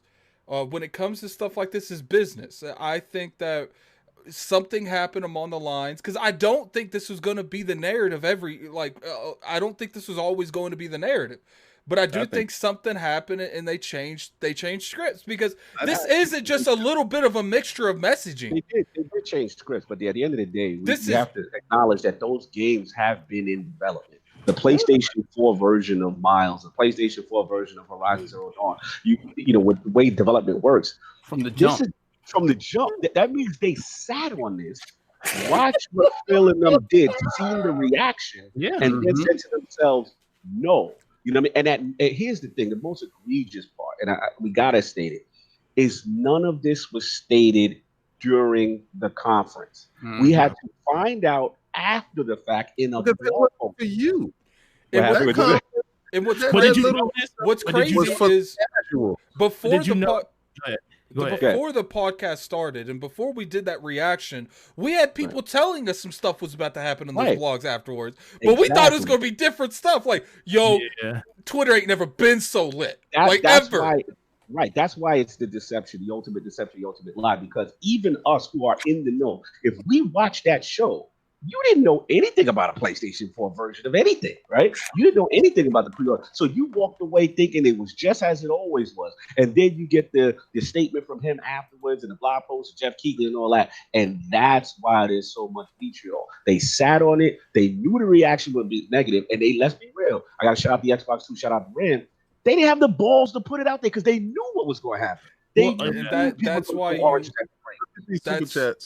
let me say this real quick. That's why you got to give respect. Like, I said it in the last video I made. I was like, look, Phil Spencer and them knew what they were going to do, and they came out openly. They're like, look, like, some of you ain't going to like our moves, and we get that. That's why we want to be transparent from the start. And at this point, it's like I was telling Cognito, Sony has lost the right to have faith in anything they say, because this isn't just something small. They have literally lied about the entire marketing for PlayStation 5 since the get-go. Imagine when the Miles was first announced. How many times did people ask them on Twitter, is this coming to PS4? Remember the live stream. The first thing out of my mouth was, what is this? The moment I saw Miles Morales, I said, what is this? But here's the thing, Saul. What made it more egregious was we weren't even allowed. They built up their fan base to believe this so much that we weren't even allowed to question. Because we was like, remember, me, Addict, all of us, King, we all on the front lines like, yo, is it a full game? Why is it not Spider-Man 2?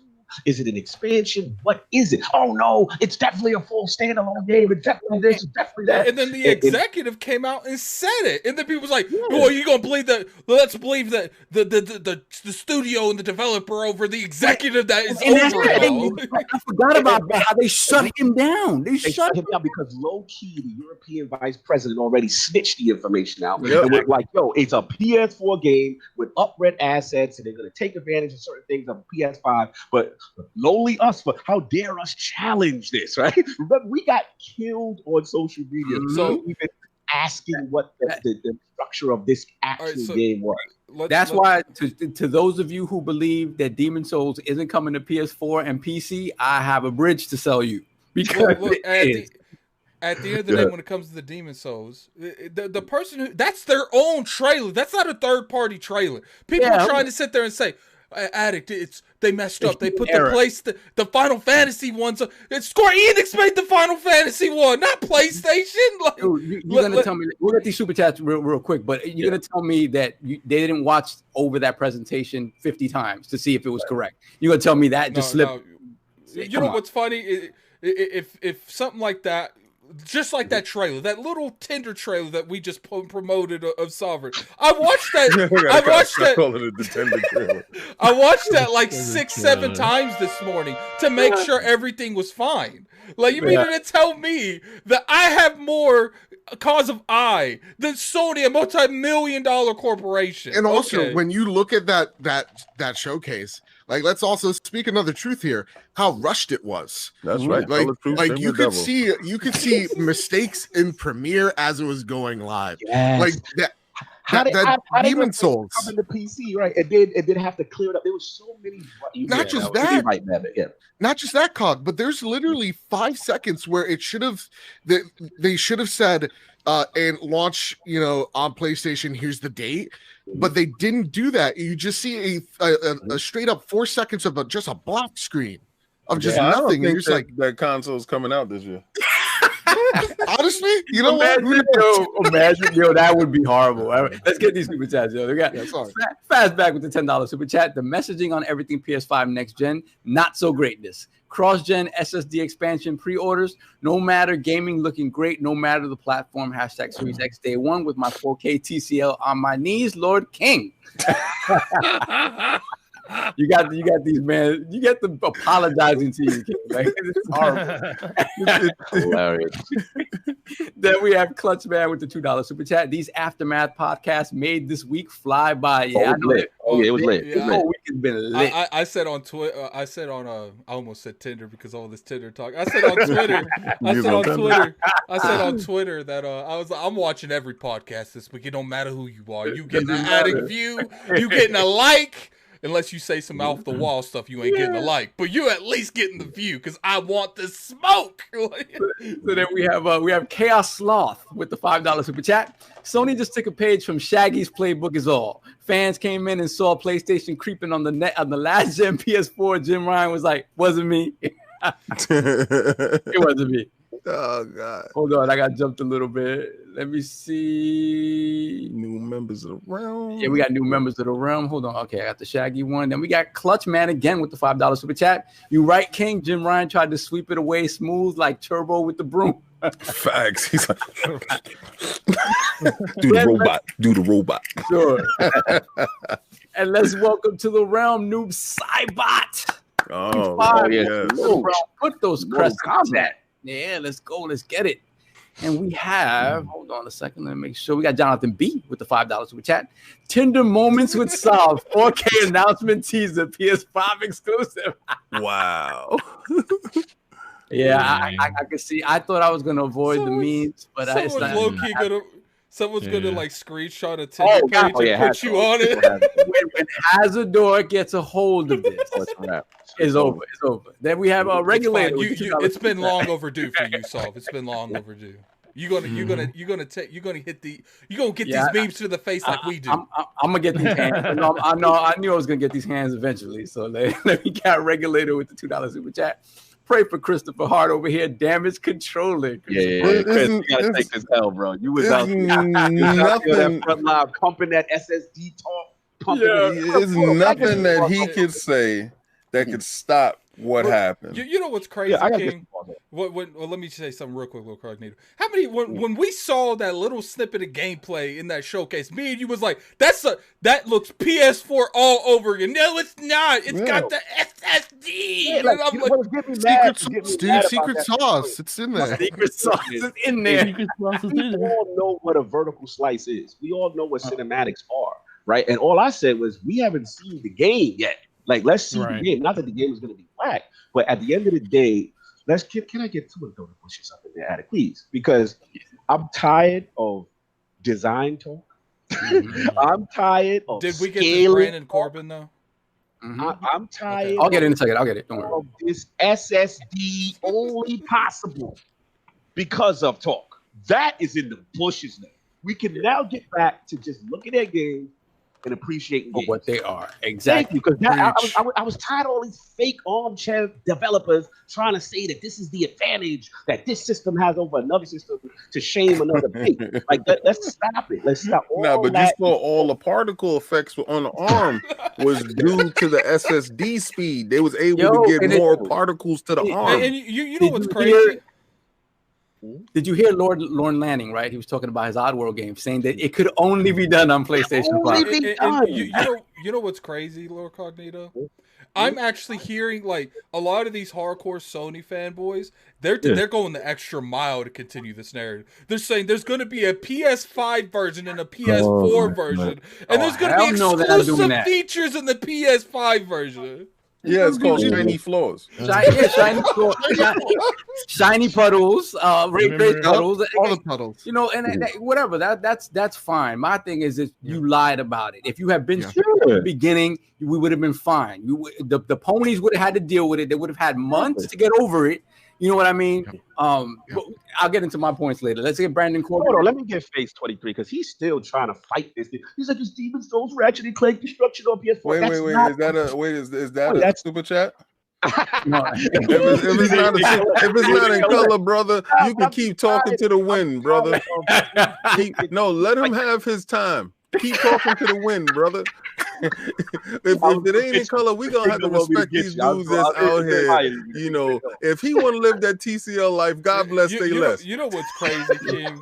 I'm pretty sure that you have shaved Chris Hart multiple times and just super chatting. I don't think I've ever seen this man super chat, but our show, he's like, King getting this work. Well, you know why he's gonna super chat over here? Because I'm the only person that actually really friended him and really support the dude, right? You know, all these fake PlayStation generals, these PlayStation bosses that don't even have a pro, that don't even have a PlayStation 5 pre-order. These dudes that's out here capping, talking about the SSD speed and all that. He's really out here frontline. You a general. You a boss. I like your bars better.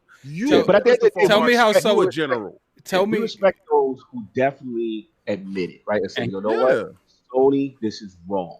You lied. You said you believed. And there were a bunch of them. They had no choice. But if they wanted to be on Twitter, they had no choice. King Cognito, you're gonna love this one. Shout out to Fonz. He said, "You know what the exclusive is going to be for the PS5? The exclusive $10 feature. You're gonna pay $10 more for no extra feature. Exclusively $10 more. All right, let's get these two super chats and then we'll go to Forte. Brandon Corbin with the $5 super chat. Can one of y'all explain to me how is Miles Morales and Horizon 2 a next gen game? If they have to run on 2013 hardware, this is for the ponies. It's not a next gen game. It's a PS4 game that has a PS5 port. Do y'all think God of War though, because of the 3 to 4 years development cycle? They want to. Do y'all think? I don't know. Anything that comes out in that first 3-year window, I think is going to. And I think it's going to PC as well. And the crazy thing is, you know, we don't even if Sony came out right now during this podcast, like it's for the PS5. They haven't earned. They no longer have the right to us to believe them. Nah, Sony, we gonna have to wait for the game to launch now. It's credibility. It's truth credibility at this time. They've lost a lot of. That's kind of messed up how Jim done showed up and shot their credibility in the foot. Are you implying that a new regime we can't trust them? No, I told you that from the day. Yo, listen, man. Y'all think I was trying to show you. I was trying to bring light to your darkness. Y'all wanted to sit there in the dark, and y'all didn't want to listen to what I was saying. You had earmuffs on in the closet. That's how they want you. They want you stuffed in a corner, quiet and very obedient. They don't want you looking, they don't want you listening, and they damn sure don't want you talking. So when they tell you, when his whole pedigree is one way, and he gets there and he acts like he's another way, he was fraudulent from the jump. I mean, and I told you he was going to be complicit. He is absolutely 100% a student of Phil. He is part of the sift. He had it for a week. He's not under Phil. He's under Phil. King, like, he had it for a week and made major changes. Like, he has done more major changes in 6 months. Well, I think he's been in there for like 9 months now. He's been in there for like 9 months. At the end of the day, he's a businessman. He has done more in 9 months than Phil has done in 6 years. And to King's credit, that's what King has been preaching all along. Like, I can't wait till Sean Layden's NBA is up. And I see BradBit here, so I got to shout about. Everyone's talking about track record and all this stuff. But what happened to that track record?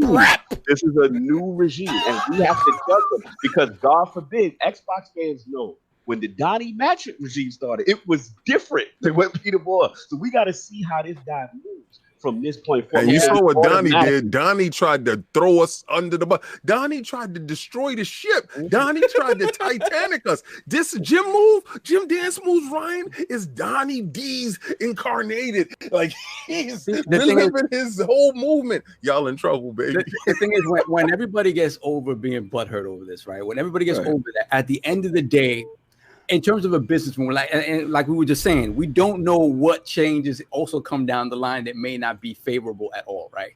If you were standing on that square always that, look, I love this PlayStation platform because I get things here that I cannot get anywhere else, and they tell me that once I switch from one platform to the next in the same family, they're not going to be holding my games back. If you stood on that square, you have to get over that. It's over. It's done.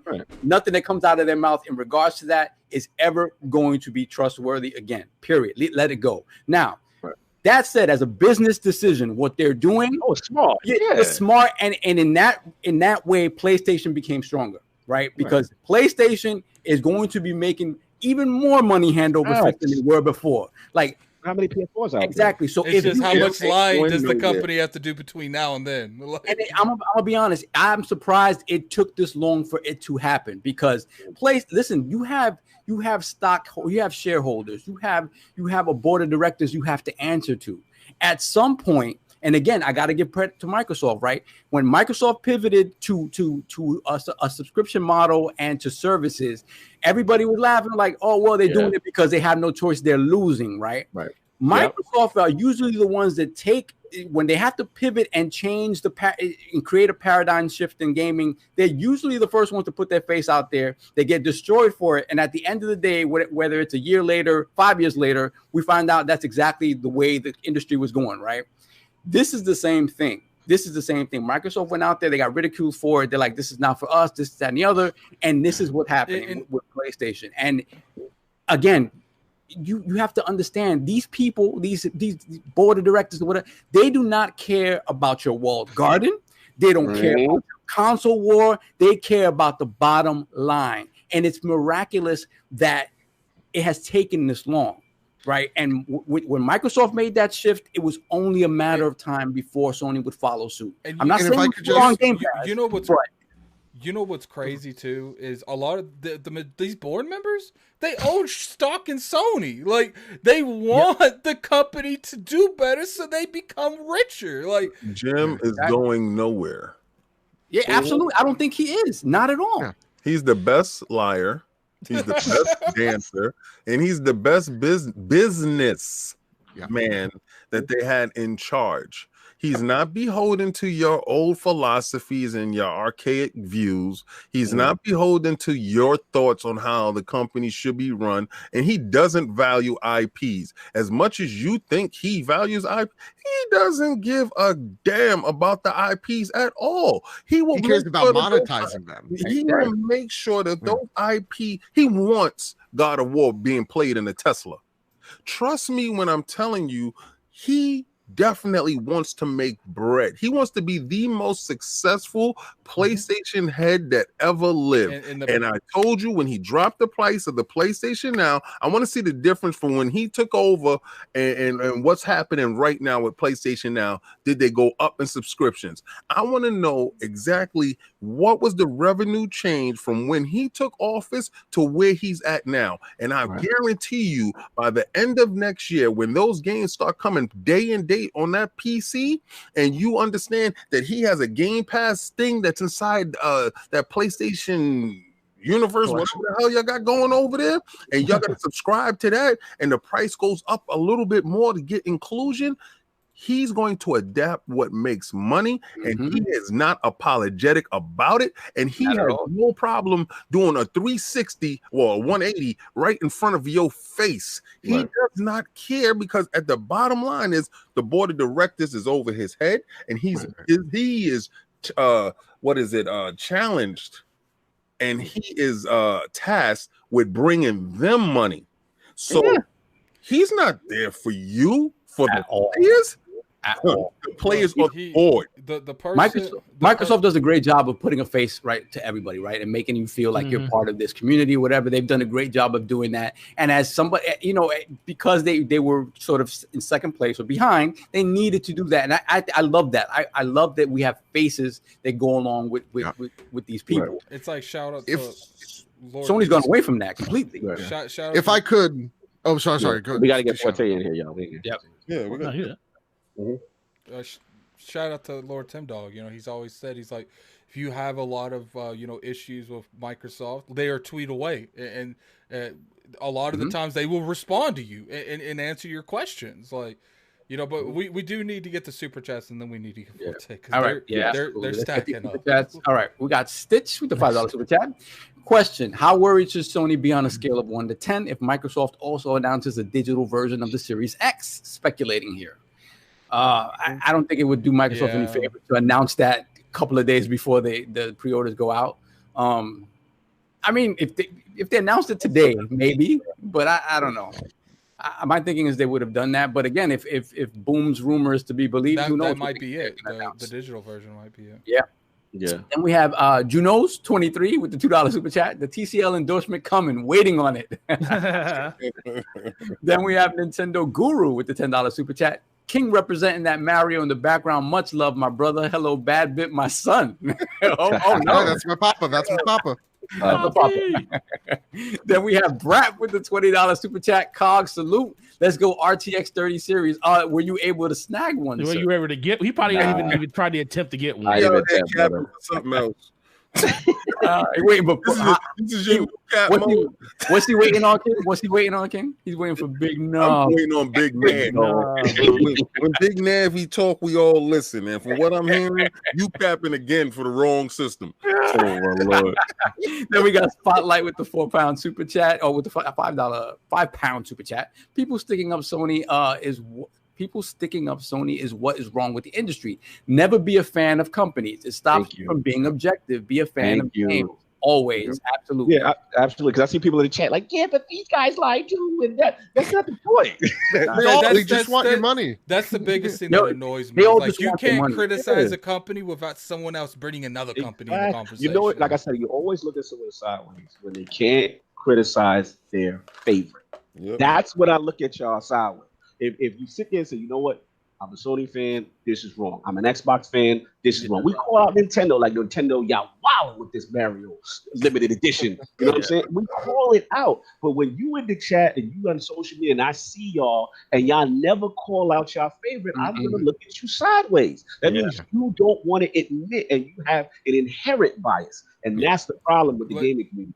That's a blind bias. It's blind. Let's go ahead and get Bit because he's had to leave here real soon. Oh, yeah. All right. Yeah. Let me finish this quick. They got 14 Element Appeal, $3 super chat. 1440 makes you a better player. The Book of S. Then we have James. We have James 176 with the $5 super chat. Do the corporations give the green light when it comes to date and time of pre-orders? If so, it's all on Sony. But hey, Sony apologized 3 days later. This was Sony's way of creating mass hysteria. That's it. I don't think Sony had any control of that. Let's get back. I gotta go, but I just want to say one thing. Later, brother. To hop on Solve's point, and then I'm out of here for sure. Microsoft is usually the trendsetter. You know, when you're talking about like they'll announce something now, it's unpopular 5 years later. It is the standard, like, you know, the Xbox One's original vision. Yeah. When we talk about Game Pass, you know, and people discredit it, that's coming, guys. Whether it's a year from now, 2 years from now, 3 years from now. It's coming to the PlayStation, to the PlayStation land. You know what's funny, bit? People think it's like 20 years away. Yeah, nope, it's sooner than you think. And 20 minutes with that, messing with Jim and Dan's room where I am. so tell everybody what you're doing. Tell everybody where they can find you. Yeah. And gang, listen, once again, fantastic speaking with y'all. You're honestly some of the best people out there. Cognito, I get to say this right here on air. So incredibly proud of you, man. Being on Unlocked, making moves with the Iron Lords. Y'all are growing at a rate that just blows my mind. So thank you all so much for having me. You can find me over at BadBit Games, where I talk about all things game news, reviews, and unboxings. That's where I have the video version of my show, The Trophy Room. Yes. PlayStation podcast made by the players for the players, where each and every Thursday, me and my best friend Kyle talk about the latest, the greatest, and all things PlayStation. Yeah, man. And you can find us on Apple Pod, Spotify, wherever you get your podcast services, and Mr. BadBit over on Twitter. So, all that said, all that out of the way, everybody. Before you love go, y'all. I just want to say, man, when I met him in Boston, he is every bit of as an infectious, joyously as over this airwaves as he is in person. He is a great person, and you were one of my highlights when I got to Boston. I swear. Thank you, and likewise, guys. Again, keep making the moves. Everybody, love you. Appreciate you, brother. Brother. Thank you. All right, Lord Gaming Forte, you are up, sir. The aftermath. The aftermath.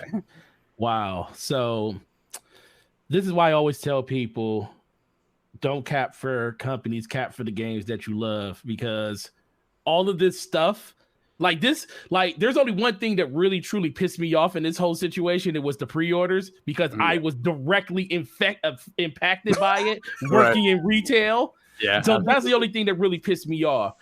Like, Microsoft has done such a the one thing people say, Microsoft has pivoted, messaging's all over the place, which it has been. But the one thing that's always been consistent is how they feel about playing your games where you want to play them at. And the consistency you're talking about, it started with Play Anywhere, games being on PC. We have an open ecosystem. PC is Xbox, Xbox is PC. I remember that quote from like 2015 when Phil Spencer said it.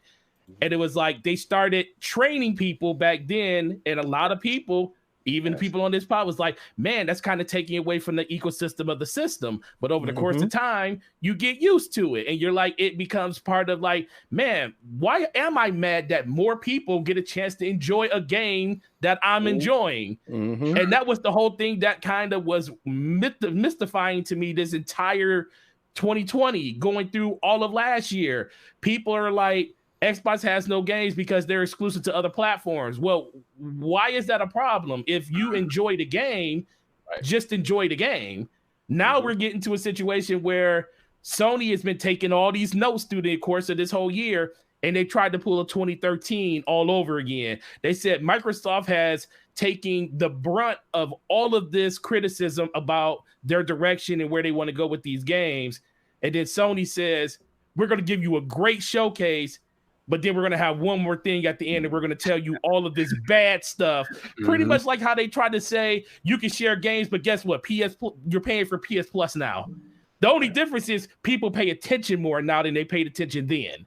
People were excited then, and it got washed away in a sea of just nothingness, compared to now everybody's super hyper focused on everything that these companies are doing.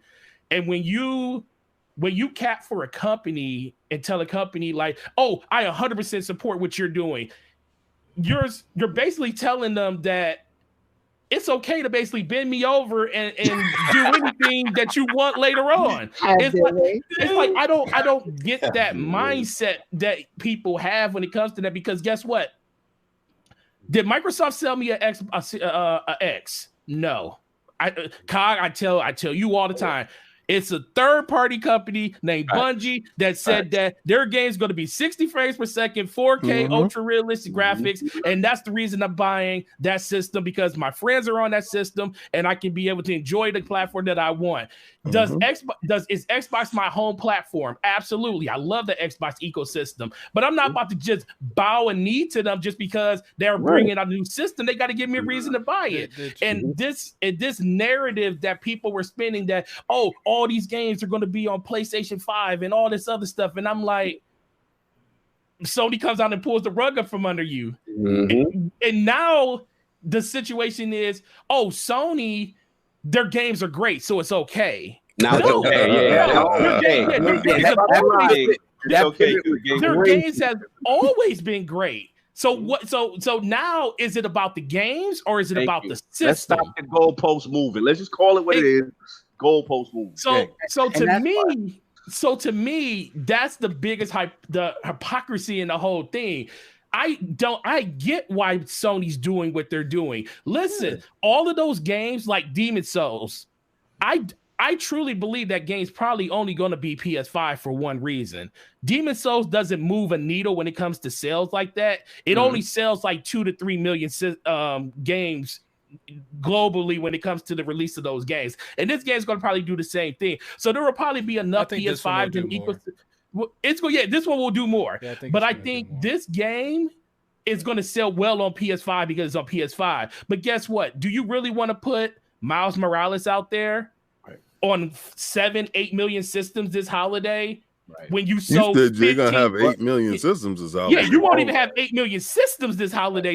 They sold 15 million copies of Spider-Man. You think they gonna take half that hit going into next generation? No, I don't think. I see the numbers that you see those numbers, right? I still think it's coming to PS4 because I don't think they care. You have 112 million PS4s out there. That's what I'm saying. If you can sell, even if you sell 2 to 3 million Demon Souls on a PS5, right? You could sell that much on a PS4, and I think they'd be happy with that. I think that's the only Sony console out this year.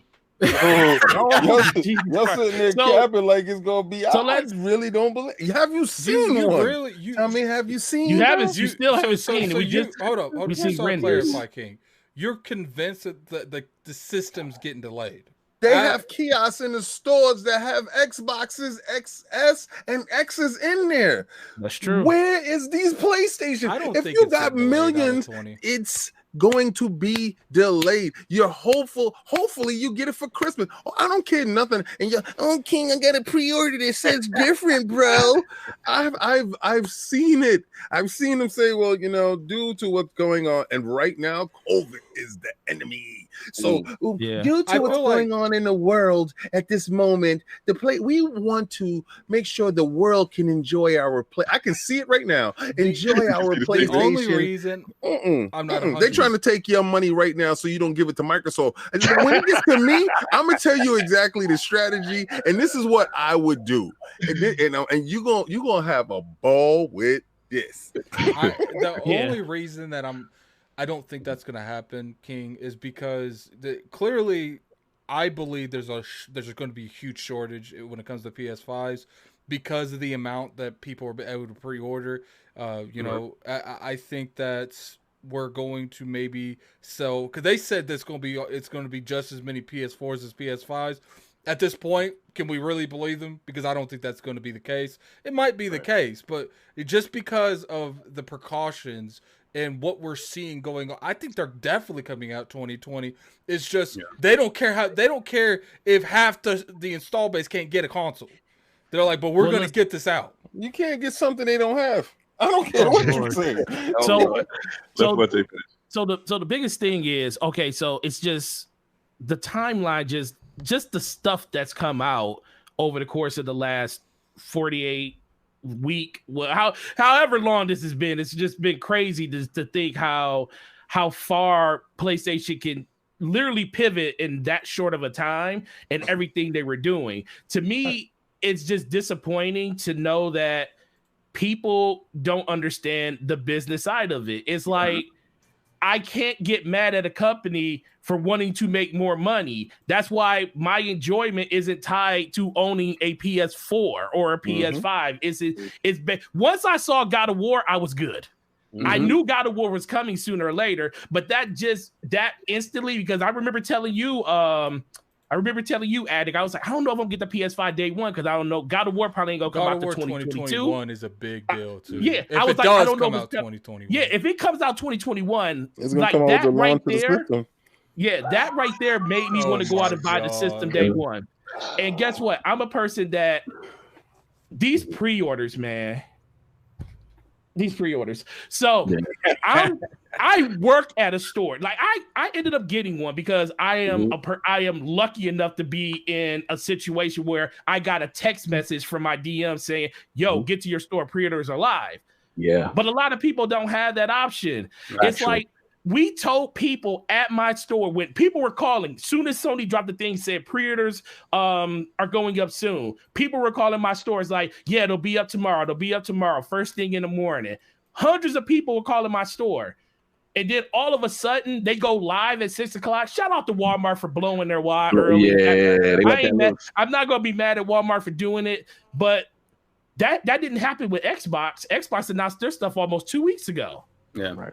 And it still hasn't they penalizing all retailers that break street date on pre-orders. They penalizing them with cutting their shipment. Yeah, and they can do that when you have all access. Yeah, you can do that. And that's the thing for me. It's like, yeah, did the 30 or so systems that I got, did they all pre-order out? Yes. Did guests be able to get the system? Yes. But ultimately, the next day when I came to work, I had to tell a line of 75 plus people that they went live the day before after we literally told them that it wasn't going to be available till today. Yeah, the saddest part, before I tell you not to cut you, is when obviously I got the word thanks to information. But going in there, and I remember going in the GameStop, and I'm making eye contact with the store manager in the back, and I'm like, "Yo, what's good?" You know what I'm saying? He looked at me like, "Oh, you know what I'm saying?" So he's like, "Yeah, come to the front." So you know how GameStop got the double. He's like, "Come to the side. We're going to the back. We're going to do this in the back." But while we doing it, he's like, "Yeah, what else you want? This, that, the third. What else you need? PlayStation 5." So I'm seeing people on the other line say, "PlayStation 5." Yep. And I'm like, yeah, reserve rights. Yo, pandemonium broke out. Wow. So many people got off that line, got to where I was at. It was like, they just put everything down. Bro, 30 minutes, that thing was a mob, and then the rest of them couldn't get it. So it was sad the way it happened because so many people who are true fans of it had no idea. They were completely blindsided. And by the time they even realized, it was over. You know what I'm saying? So that is really atrocious as far as the way the situation was handled because the core base didn't even have a shot. You know what I'm saying? But continue. Yeah, if you wasn't on Twitter, you definitely didn't know at all. Yeah. Nothing. And so to me, that was the biggest tragedy in the whole thing. But ultimately, it just comes down to Sony is going to make decisions. I tell everybody that Jim Ryan is literally the CFO still of Sony. He's just masquerading as the CEO at this point because he's making business decisions that's going to make the company profitable. Sony, PlayStation is literally the number one reason that Sony still exists at this point. Exactly. Let's be for real. So with the Jim Ryan point, right? What I'm gonna do is kind of consolidate. It's 1 o'clock already, so I'm gonna consolidate all the rest of the Sony topics into just continuing this one. Right. So, like you said, Jim Ryan is still kind of in charge in different capacities, and he's just masquerading as something else. So what do you think to the points that he made afterwards when he was questioned about Sony's potentially having thought about doing an Xbox Series S type? Oh, did you see my tweet? No, I did it. That's why. Yeah. So this dude comes out. So this dude. So let me the tweet right here. Let me. I feel like this is about to be messy. Oh, let me. Okay, so very messy. Here this tweet go. All right. So Jim Ryan on the lower spec decision of doing a PS5. He said, based on our research, it's clear that people who buy game consoles want to continue to play it for 4 to 6 years years, and even 7. They want to believe that they bought something that is future-proof and not going to be outdated in 2 or 3 years. They want to have faith that the TV that they are buying with their current gen console can support 4K TVs that they are considering buying. And then I said, okay, that might be right about 30% of your player base, because 30% of your player base is the hardcore. But then I said, I quote tweeted this, I said, if most people thought like this statement, more people would jump into the PC ecosystem. Most people don't care. All they want to do is boot up their game and play with their friends. This statement is a huge generalization of your entire player base. And that's exactly how I feel about, because you're basically telling me, first of all, this has never been done. There has never been a base system and a lower system that have completely been like devoid of each other in power. The Xbox 360, that just had a smaller hard drive. The PS3, that basically just had a smaller hard drive, and it had like like little ports for like memory and stuff like that. But the core components of the system has always been the freaking same. There has never been anything like this. So the fact that you're saying that people they value this, and I equate this to the whole 4K, like you said, 4K TV. 4K TVs are definitely affordable. They are very affordable now. There are people with $300 TCLs, like he says, in their house. They lit like, ooh. And they happy as hell. Look, a lot of these people out here in the next 2 months are going to have consoles that cost more than their TVs. Literally, that's going to be the thing. But let me ask you this. A lot of Netflix, the biggest streaming platform on this planet, nothing's bigger than it. They have 2 subscription services if you want to stream. They got a basic service, and they got a 4K streaming service. Which one you think would be the most? Do you think that a lot of people that have 4K TVs can literally stream at 4K, but they on a basic package of freaking Netflix and they ain't even taking advantage of it? Let's be for real right now, man. This dude, like, the more that comes out of his mouth, the more agitated I get, because it makes absolute no sense, because now you're trying to like backtrack and reel and try to get some type of W against Xbox. And did you notice? I think there's somebody else running Microsoft social medias at this point, because they're just they on smoke status, right? Yes. You don't hear and what happened? Normally Phil Spencer, Greenberg, all of them always come out and they congratulate Sony on their marketing, on their press conference. You know, nice to see gaming at an all-time high and all that other crazy stuff they used to say. Crickets didn't say anything about what Sony had said. All you saw was a whole bunch of googly eyes looking at price points, a whole bunch of stuff talking about, oh, Spider-Man Miles Morales going over to PS4. Googly eyes, memes and stuff. Microsoft put out a tweet talking about, oh, we're gonna let you know exactly when you can pre-order your Xbox on November 22nd. Check your local retailer for the time and date. You know why they don't have to be nice to them no more? They already sold them the service. They're already under contract now, so we don't need to be play nice with you no more. You're already in pocket. So that's my whole take on the whole Jim Ryan thing. It's like the dude, he was once the dude that told everybody that we're trying to protect the kids. Now he's trying to tell us that the kids can run the playhouse and they can do whatever they want. Yeah, remember that no cross play because we protected the children. You know what's funny about this whole thing? Like, you know what it reminds me of when they say this is how you reserve. Don't worry, we got you. It reminds me of that. This is how you play used games thing back in the day. Yeah. Wilmy said that Jim Ryan is the new Milli Vanilli. They got caught.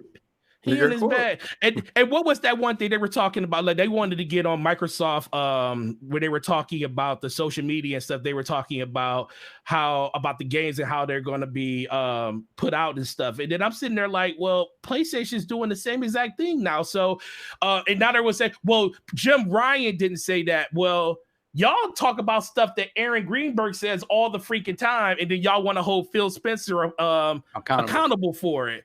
Doesn't that same thing still work when it comes to Jim Ryan and everything that happens under him? Oh, that was a random marketing manager that talked about how you can get your we'll give you ample amount of time for your pre-orders. he's still under Jim Ryan. He's still part of PlayStation. So that falls on him too. And let's be for real. One day is not heads up. Right. Yep. One day is not heads up. Now when Microsoft gave you 2 weeks. King gets balls off before I head up out of here. It wasn't even one day. Mm-hmm. It was a couple hours. 16 hours, basically. Okay. All right. Yeah, Lord King, let's go. Enough of this, Captain. Let me tell y'all something. How do you lock something down if you have nothing, right? Now, we know that, and this is not far-fetched. We've known now that it's come to light that they have prior knowledge and they have prior intentions with being knowfully deceiving. Okay? Knowing what they're telling you is a lie in text, verbally, and also with gestures. Like, so you mean to tell me that these games can't be done on anything else? Look at you like, how dare you? We believe in generations. Okay. Also telling you that it was going to be back at pat. Let's not walk away from that.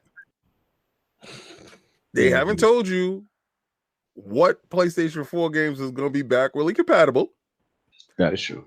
And at the same time, they told you, let's stop this talk right now. You will not be playing PlayStation 3, PlayStation 2, or PlayStation 1. What? So for all what happened to the remastering engine? Yeah, hold on. I'm going to get to that fraud, the frauds right now.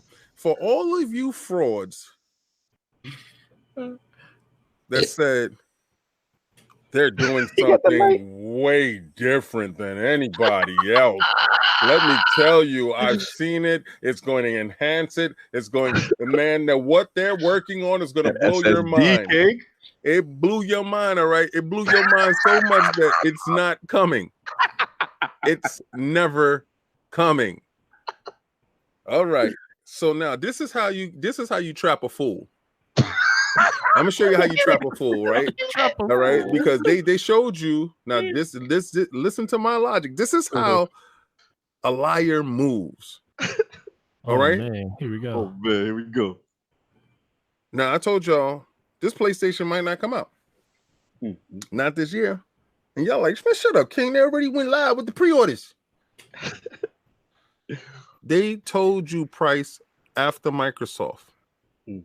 They and Forte has confirmed they are being willfully deceitful with the digital. They just put that there just to give you that $400 look, and it's $399, but it's $400. But you see the 3 and you correlate it with only $300. Like for some weird reason, that one penny. The psychological thing changes something in your head, right? You see the 300, you're like, oh, they're close to the Series S in price, and it's the same exact thing. And not to mention, King, they short produce. That's what I'm getting to. I'm getting to that.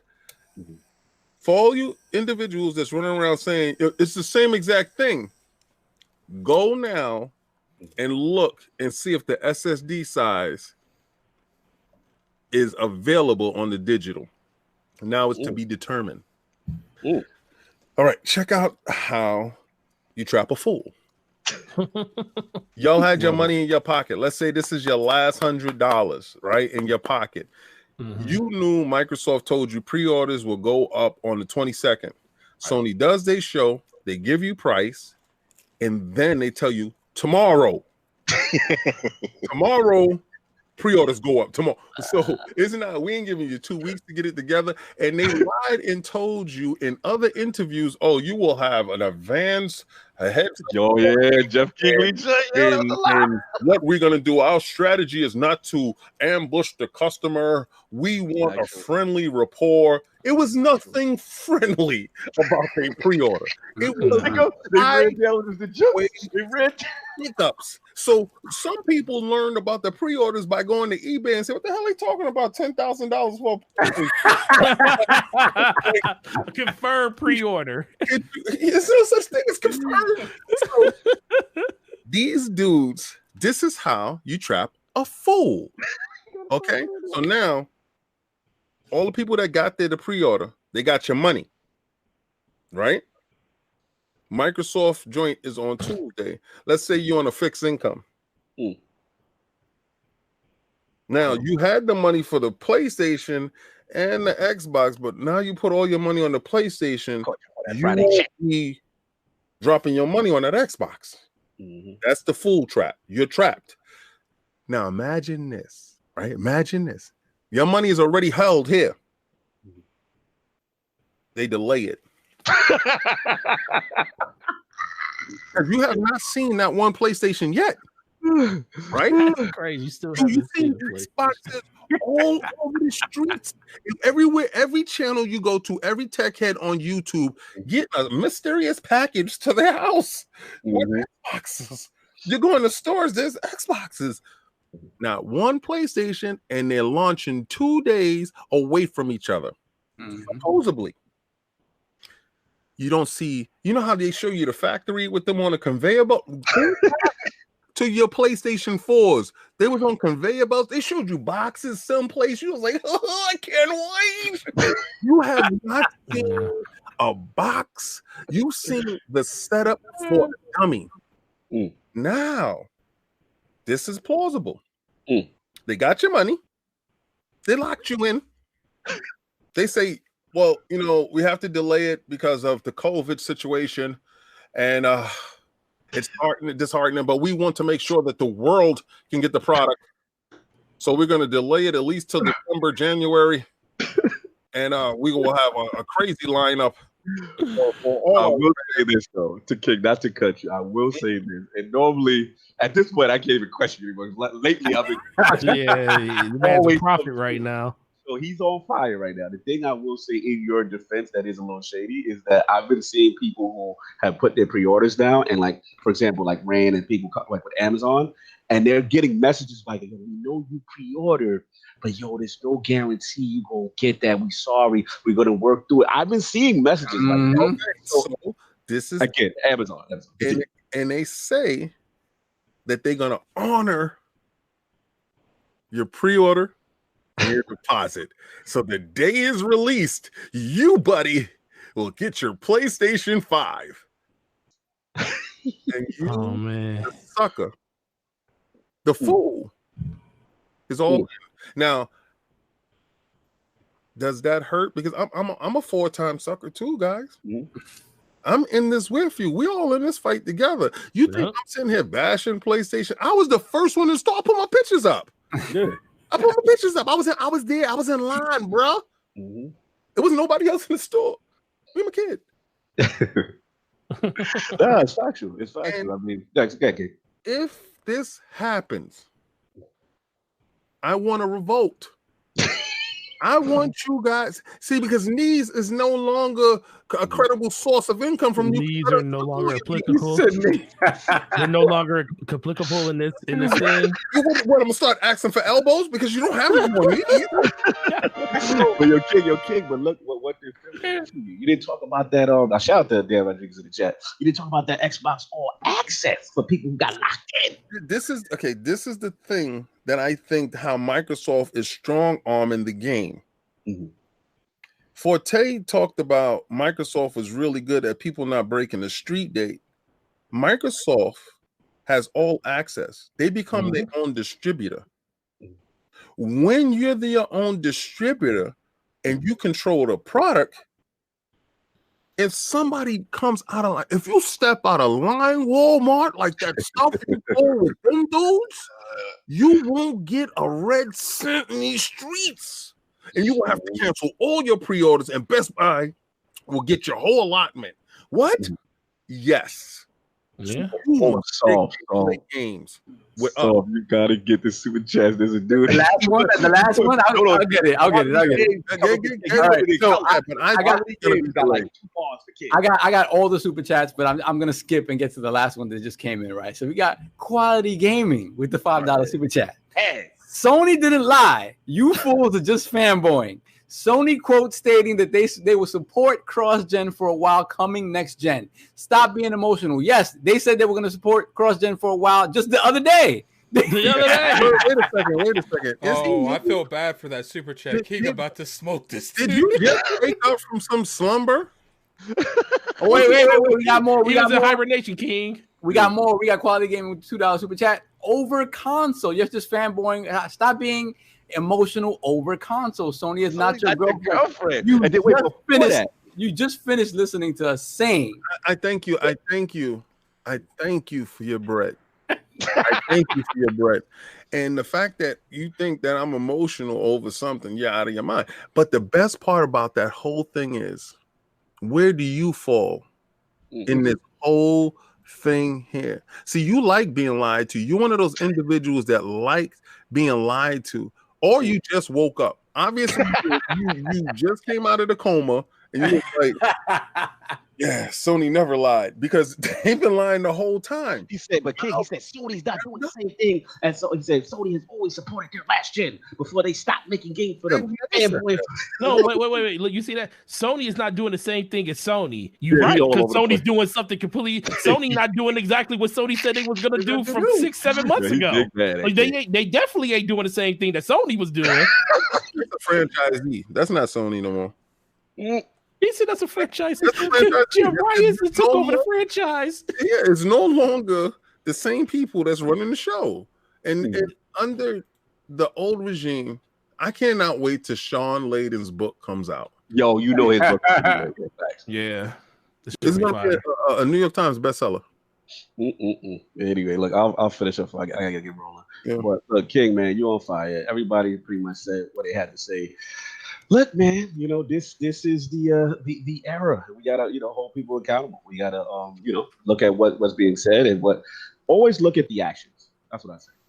Always look at that. Don't pay attention to the words. Look at the actions, and that applies to everybody. Microsoft, Xbox. That applies to just about anything in life at this point. Exactly. Look at the action, man. A person could be in your face saying, "Yo, man, I'm doing X, Y, and Z, this, that, and third," but you look at the track record.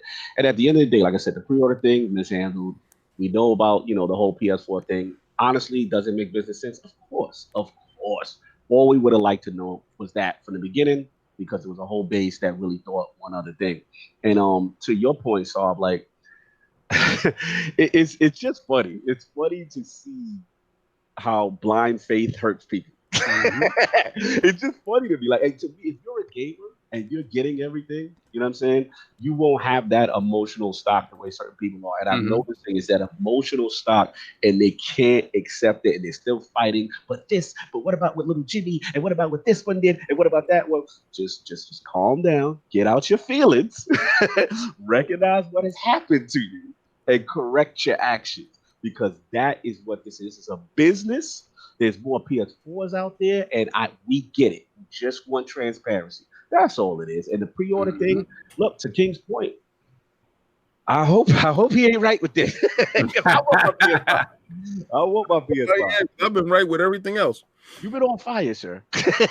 You've been on fire. They calling you a prophet. They calling you all type. I see Mario in the back with his hands up. You cheering. Like victory. I see it. At the end of the day, like I said, I want to see how this is going to be handled. If they're going to have more manufacturing stock eventually, you know what I'm saying? And show me one. Stop telling me 8 million, 20 million. Show me one, so you can calm my fears. All I need now is that Digital Foundry, Austin Evan, break down with it in front of them, and they're putting it through its paces. That part right there is the only thing I have to do. You can watch it catch fire. Oh, you stupid.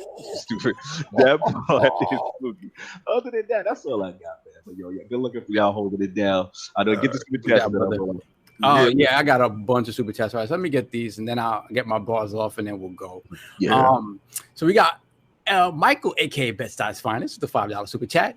King, did you see the fans threw Ryan under the bus on Twitter? Yes, and rightfully so. Yeah, Ryan, they out here.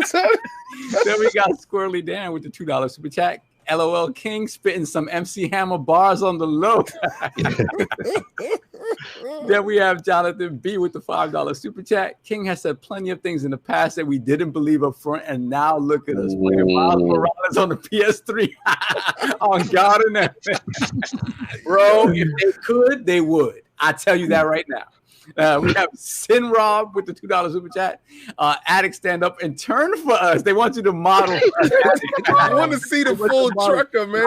Look, man. I even dislocated one of them, man. Like, oh my bad. There we go.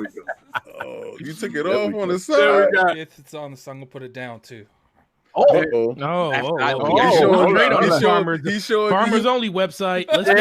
OnlyFans about to get going. On his Tinder page. There you go. They got those OnlyFans coming in now. Addicts OnlyFans. We got Brad with the $5 super chat. That's the biggest stench. How Stony did consumers dirty with pre-orders? That just doesn't feel right. Oh, and GameStop for the win. GameStop for the win. For the win, for sure. We got Dragon Wolf with the £2 super chat. A mate has 3 sons. None have 4K TVs in their room. Yeah, there you go. 3 Xbox Series S's. That's what you get. We got quality game. Oh, we got that one. We got that one. Quality gaming. We got Shansu. Welcome Shansu to the round. Put the crush in the chat. Thank you so much, Shansu. Yeah, they want that. Everybody want this PlayStation 5 that we give. You guys are, it is the best because I've seen the same reaction with the S and Xbox. And you guys are definitely showing up for that PlayStation. And I'm not joining until they're giving away a PlayStation. They're giving away a PlayStation. Join. All right, then we have Easy Shock with the $2 super chat. GameStop let me pre-order one of each PS5 model. You got lucky. You better make sure that you go in there and change the address on that second one. It will come up in the system at some point. Then we have Gamer by Choice with the $5 super chat. If you look at politics, why should gaming be different? People are okay with getting lied to and say I'm okay with that. All right, so these are the last ones that I got. Anything else jump up in the chat? No, that's it. It's all right. It's all right. So let me round this out with my bars off. Mm-hmm. I'm gonna tell y'all right now, man. Like Jim Ryan came out and they said we believe in generations, and he does. It's just starting 4 years later than he said it was. That's all it is. At the end of the day, this happens when they make promises to their base that they know full well in their heart they have no intention of keeping, because that is not business. That is not business. Like I said before, the people that run this business do not care about your console war. They do not care about your walled garden. They don't care about you having something to hold over this other console manufacturer. They don't care about that. The almighty dollar is the bottom line. And when you have someone like Jim Ryan in charge, you have him there for one reason, to make sure that the flow of money continues to increase on the PlayStation side. Right? You guys seem to forget that just a few years ago, at the beginning of this console generation, had PlayStation been a failure, the entirety of Sony might have been in the bushes, because the PlayStation was what was propping it up. And at this point, it's still the same way, right? Sony's TVs have gotten better, right? But none of their other consumer electronics moves the needle the way PlayStation does. So PlayStation, by default, has to be its biggest moneymaker. They're going to do the most to adjust their way of doing business with PlayStation in order to make the most amount of money. It's only natural. And like I said before, Microsoft has always been the first ones to pivot when a paradigm shift is coming. And they've always been the ones to take it on the chin, and everybody telling them they're wrong. And here we are yet again. And this time, PlayStation, rather than sticking to a false narrative for as long as they can, they're like, no, man, we can't stick to this narrative. The money's on the table, right? Tell me this. Would you make more money selling a brand new PlayStation game day and date on 3 platforms with PlayStation 5, PlayStation 4, and PC, or waiting the 6 months, even 6 months, to put it on PC, or to say you're going to put it on PS4 as well, right? Dude, the zeitgeist for selling something is at the moment of a point of original sale, right? You will have this. That's when everybody's talking about it. That's when everybody's interested. 6 months later, you'll get your sales, don't question, right? Because we've seen what happens years later with games on Steam and whatnot, right? People were excited for Horizon. People were excited for the Master Chief Collection. All of that stuff sells, but not the same way as if you put it on all these platforms in one shot, right? So this isn't something I'm saying that Sony's going to do outright, because to appease their base, they're not immediately going to do the harshest 180 ever and put everything day and date on multiple platforms, right? Their own platforms, meaning PlayStation 4, PC, whatever the case may be. But it's going to happen, and it's going to gradually go to that. And you guys got to let go of it. And when I say you guys, it's the people, the ponies who stood on this square, and this was the arguing point. It's always been a stupid arguing point, because if you really care for PlayStation as the platform, if you really care about PlayStation games, this is the right move. This is absolutely 100% the right move. Are we going to get these next gen showcases that can't be done anywhere else? Not for quite some time. Right. Deal with it. I've been saying this forever. Scalability in developing games has been something that's been going on since the beginning of gaming, right? Right. Since the beginning of gaming, this has been the truth, right? If you want to talk about the design argument, whatever, listen, if you want innovative design day in and day out, play nothing but indie games. You're going to get innovative design day in, day out. You're going to get somebody that's broke with no money with a fantastic idea that's going to make a game on a nickel. Right. And you'll be excited and happy with that. Understand that the big three, when it comes to innovating, they innovate based on what the new bells and whistles of the hardware brings, right? They innovate based on hardware innovations. You're not going to see a lot of design innovation in games that they bring to the table, because there's too much at stake with these games. Most of these games are franchises. Most of these games are multi-million dollar sellers. They're not going to take the risk of changing the formula to appease this design argument that is not it's not mutually exclusive to the money argument. And Jim Ryan understands that the money argument and the design argument and the franchise argument is all hand in hand. Right. So he's giving you what you want, and you're going to have to accept that it's not going to be the standout thing. It's going to be great, but it's going to be on multiple platforms. And this is where the Sony guys really have to understand. Look, and this is where I know a lot of people have pivoted to. At the end of the day, Sony's games are still great. Yes. You know, pivot. You can pivot to that all you want, but it is the truth. Yeah. There's nothing to be mad at here. If there's one thing true that Jim Ryan said, is that nobody should be mad at this. It's true. What you call it? Miles Morales still looked amazing, right? We sat there, we still wild about it. We didn't watch the game and say, "Look how they scaled that back there." You know what I'm saying? Like it looked good. Look, at the end of the day, fight out. Selfishly, gaming is inherently selfish. It is. Selfishly, I did like the idea of what Jim Ryan initially tried to sell, because you had two philosophy differences, right? You had Microsoft saying, you know, we're not leaving you behind, and then they pivoting the opposite way and saying, no, we're leaving people behind, and you're going to get a PlayStation 5 because we want to push the technology to the front. So, you know, if you brought all this trouble and spending for a console, there's a part of me that did want to see how that would have worked for them, because it seemed like he was on his square.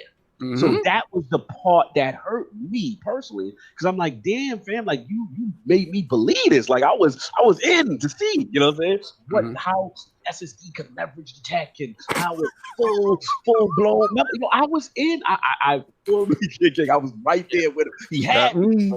You know what I'm saying? And then the dance moves kicked in, and I'm just like, oh, so you really be doing the same thing everybody else is doing. Yeah. So it's a philosophy difference. At the end of the day, yes, the games are going to show what they show, but I do agree with you, Saul. Ultimately, you're right. When this is a business, there's so many PlayStation 4s that's out there in that wild. It would be stupid to launch on a system that is in limited supply, that you'll have all that base to not put those games on that platform. Yeah, exactly. And to me, just to finish it, at the end of the day, and Forte has been saying this all day, love the games. Love the games, and you'll never be disappointed. You may be disappointed with a game, how it comes out, whatever, but you'll never be disappointed by all the other vitriol that happens around it. The games are what's most important. Always have been, always will be. The box, once it comes out, once the boxes are in our hands, the conversation around that, the power, all that stuff, that'll be over with. It's going to come down to what it's always come down to. It's going to be the games. And I think both platform holders, big platform holders, are ready to show us amazing things. But just don't be fooled by marketing speak and buy into that, because you're going to be disappointed and you're going to be standing on a square. It's going to make you look dumb in the long term. So that's that. Let me read these last 2 super chats, and then we got Quality Gaming again with the $5 super chat. I never said they never lied. They do support the last gen. You can't prove me wrong on that. Until you got nothing, here's a tip. What we're all saying. He made a statement. The main thing is that when Microsoft said something and they saw that they got a negative reaction to it, Sony did what Sony does, and is they made something to capitalize on that negative reaction. Same thing they did with digital games. Exactly. And the thing is that what they said in that specific reaction was a lie. That's the case. I don't care that they're going to PS4. Fantastic. It is a wonderful thing. Support the console that you have nearly 150 million of in the wild. Support that. Just don't lie about it. And that's, there's no way to get around that. They lied about that. That's just straight up. They lied about that. I can't wait for The Last of Us 2 remix and go to Tsushima, get them ready. For $70. For $70. $79.99, baby. Isn't Miles Ultimate Edition $79.99? Oh yeah, it's Ultimate Edition with the Spider-Man. Okay, so check it out. You're gonna get the $79.99 is the new price for the Ultimate Edition. It's called now the Ultimate Edition. So $79.99 for Last of Us 2 and Ghost of Tsushima. Shut up. You know, the one thing I'm looking forward to seeing finally is what this PlayStation collection that they got coming out. Oh, I just retweeted that right. So it's like they have a list of all the games that's in there, but if you look at that list, it's a great list. Don't get me wrong. You know, PlayStation 4 games or your PlayStation 5, but there's one thing that's missing on that list. Sav, I want my knees, please. What am I getting? I'm getting these games on my PS5. What am I getting that's making these games better on my PS5? Yeah. Oh, nothing. All they said that it would speed up select games. but where Microsoft, and that's the thing, and where Microsoft takes all of those same games, if it was on their platform, they're saying, hey, guess what? Free of charge, we're giving you higher resolution, higher frame rate, AI ray tracing. Like Battlefield 1 was on that list, and Battlefield 1 was the first game that had ray tracing in it. But I'm getting Battlefield 1 on the new system, but you're not even giving me the benefits of what the new system have. Now, granted, I love that you're giving me these games. It's a great way to induce people into the ecosystem. You anything? Well, you better pony up. Like, King's absolutely right. You got to pony up for that PlayStation Plus, because guess what? That fake number that they put out there, like last year, where they said 94 million people are on PlayStation Plus or PlayStation memberships. Guess what? Most of the games that people play now are free to play games, and that's the one benefit that you have on PlayStation. You don't have to pay for PlayStation Online to have it. But guess what? They count all of those PlayStation subscription numbers as people that are on PlayStation membership. That's about to change, though. The paywall is about to go up because you will not have access to any of those games. Trust and believe, Jim Dance Moves Ryan is changing the paradigm, baby, and you are going to pay like you weigh. So make sure you got your bucks up, because Jim Dance Moves Ryan does not care at all. And he showed you. He will pivot on a dime. He's coming for your pockets, that's for sure. Then we have I Dizzy with the $5 super chat. Just a reminder that Gaming Forte is getting destroyed in fantasy football today. Yeah, that's the super chat. Salute to the Lord, please. He in his bag because he mad that I destroyed him 3 games in a row plus the championship game last year. But that's okay. We only in week 2. Get him. All right. Then we have Gotham Guy with the $5 super chat. Gaming Forte, will GameStop stores be open at 8 a.m. for store pre-orders? Great show as usual, as always, guys. Thank you, sir. So it's based in regions. So Eastern is 11 a.m. We're only gonna talk about America here because you know we don't know all the other regions when it comes to their time zones, like Greenwich Mean Time and stuff like that. Find that out by just Googling. So East Coast EST is 11 a.m. Central Time is 10 a.m. Mountain is 9, and West Coast is 8 a.m. So they're not doing the whole, like, basically they're saying God's time is EST And we gonna fall in line in all the different regions when it comes to that. So just be at your store depending on what region you are or what time zone you are. And they should. The only time zone that matters is EST. It's EST. Y'all might as well. Hey, y'all already get the benefits of playing games early and staying up late. Y'all might as well have to wake up early and get y'all games too. Almost every other scenario, being in the Eastern Coast hurts us. Like, people be playing at 9 a.m. My kids ain't going to school that day. People be playing at 9 p.m. You're gonna have them refreshing. That's what you're gonna do. What I'm gonna do is I'm gonna say I'm gonna yell out because they're in class. I'm gonna yell out, What the hell happened to the internet? And then they're all gonna shut it off at the same time. We're gonna go down to Gamestop. We're gonna pre-order all the games, and we're gonna come back and be like, we can't even call what happened. This is the best because they see Daddy said it's cool, so they with Daddy. And they all gonna go to Burger King right after that. Simultaneous homeschool. That's right. That's right. Y'all all are gonna get beautiful Burger King burgers, whatever you like. Order what you like, because Daddy is gonna get. He's using you right now for your name because you gonna swipe the credit card. Time. Let's continue these super chats. Time. Oh, and I will say this: if you are pre-ordering that GameStop, don't walk. Listen. As much as you probably want to walk in there with your system now, and I probably shouldn't say this, but keep the system at least until the week before the systems come out. Trade it in, then do that. Mike said he called it cloud services and dropping jobs on kids. You can do whatever you want. But if you got those going. Yeah, the promotion that's going on in trade-ins is going all the way to November 30th. So if you do it today or if you do it on the day before the systems come out, you'll still get the same promotion when it comes to trading. If you got those Switch games, get rid of them before the end of the month. Oh, yeah. Facts. You see this? I showed it on Brap. I'm going to show it here. This right here, this is why you go physical. Because these games right here are paying for my Xbox. What is this? 10 Switch games. This is literally enough money to buy my Xbox, because guess what? Nintendo, shout out to you for never dropping your prices. And your games hold value. So this is why you go physical for some stuff, because you never know when you don't have to spend your own money. It's only for you because you work in the store and you getting that real money. Like, we go in the store with those same 10 games as no. It's the same, brother. I don't get no boost on that. Everybody get that, King. So what's those games? Maybe we could do a deal. Everybody get that deal. Mansion in there. I got Luigi Mansion in there. I'm calling it again. Time. We gotta go. We gotta go. Time. We got Lord Jameson with the $20 super chat. I have proposed a new segment. Once a month or something, you have a featured fan join as a guest for like 15 minutes. Give the spotlight to people in the chat who always killing it. I nominate Jonathan B to go first. You know what? I think that's something that can definitely be done. But also, we're working on playing with the community. So we will be doing live streams with the community. So in that way, every member and every Patreon member can have a time to shine with us while we playing games. What we love. Instead of just talking about games, we can actually play. I can actually beat the hell out of you in some fighting games. Let's do it. Then we have Bounty Boom with the $5 super chat. Just got up. Sorry I missed the show. Long night. Can't wait to listen to it while I go to work. Absolutely, brother. We have Element Appeal with the $5 super chat.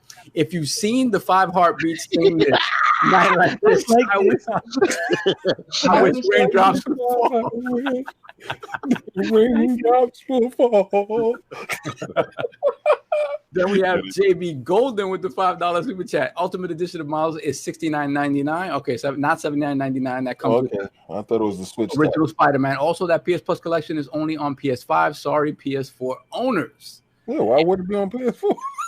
It's only on PS5. All right, that's it on Super Chat. So, gentlemen, that brings us to the end of our show. Thank you, Lord Cog, the boss, for chiming in. After coercing me to host the show. No, salute, man. Y'all held it down. Yeah, you held it down while I'm away, man. But yeah, salute to y'all, salute to the Lord. The round the chat was super lit, BadBit. Forte holding it down, giving us that premium knowledge. What'd you say? We got another super chat. Oh, get it. Oh, we got Michael, aka Betsize Finance, with the $5 super chat. Forte, I have a question. What is the trade-in value for the Xbox One X Scorpio Edition? That's the one I have. I believe it's $200, brother. $200, brother. All X's and all pros are $200. Yep. No doubt. We're gonna get that day off. No doubt. Let's get out of here. Like I said at the top of the show, I'm not as creative as Cognito, so I don't have a new poll. It's all good. We'll leave it to. I got a poll. Pause. We have the wise old gamer, as he always does, pulling up the rear. The wise old gamer with the final. Pause. I bought 6 PlayStation 5s and put my name on the receipt on Twitter. Which one of you PS boys lacking? I got you.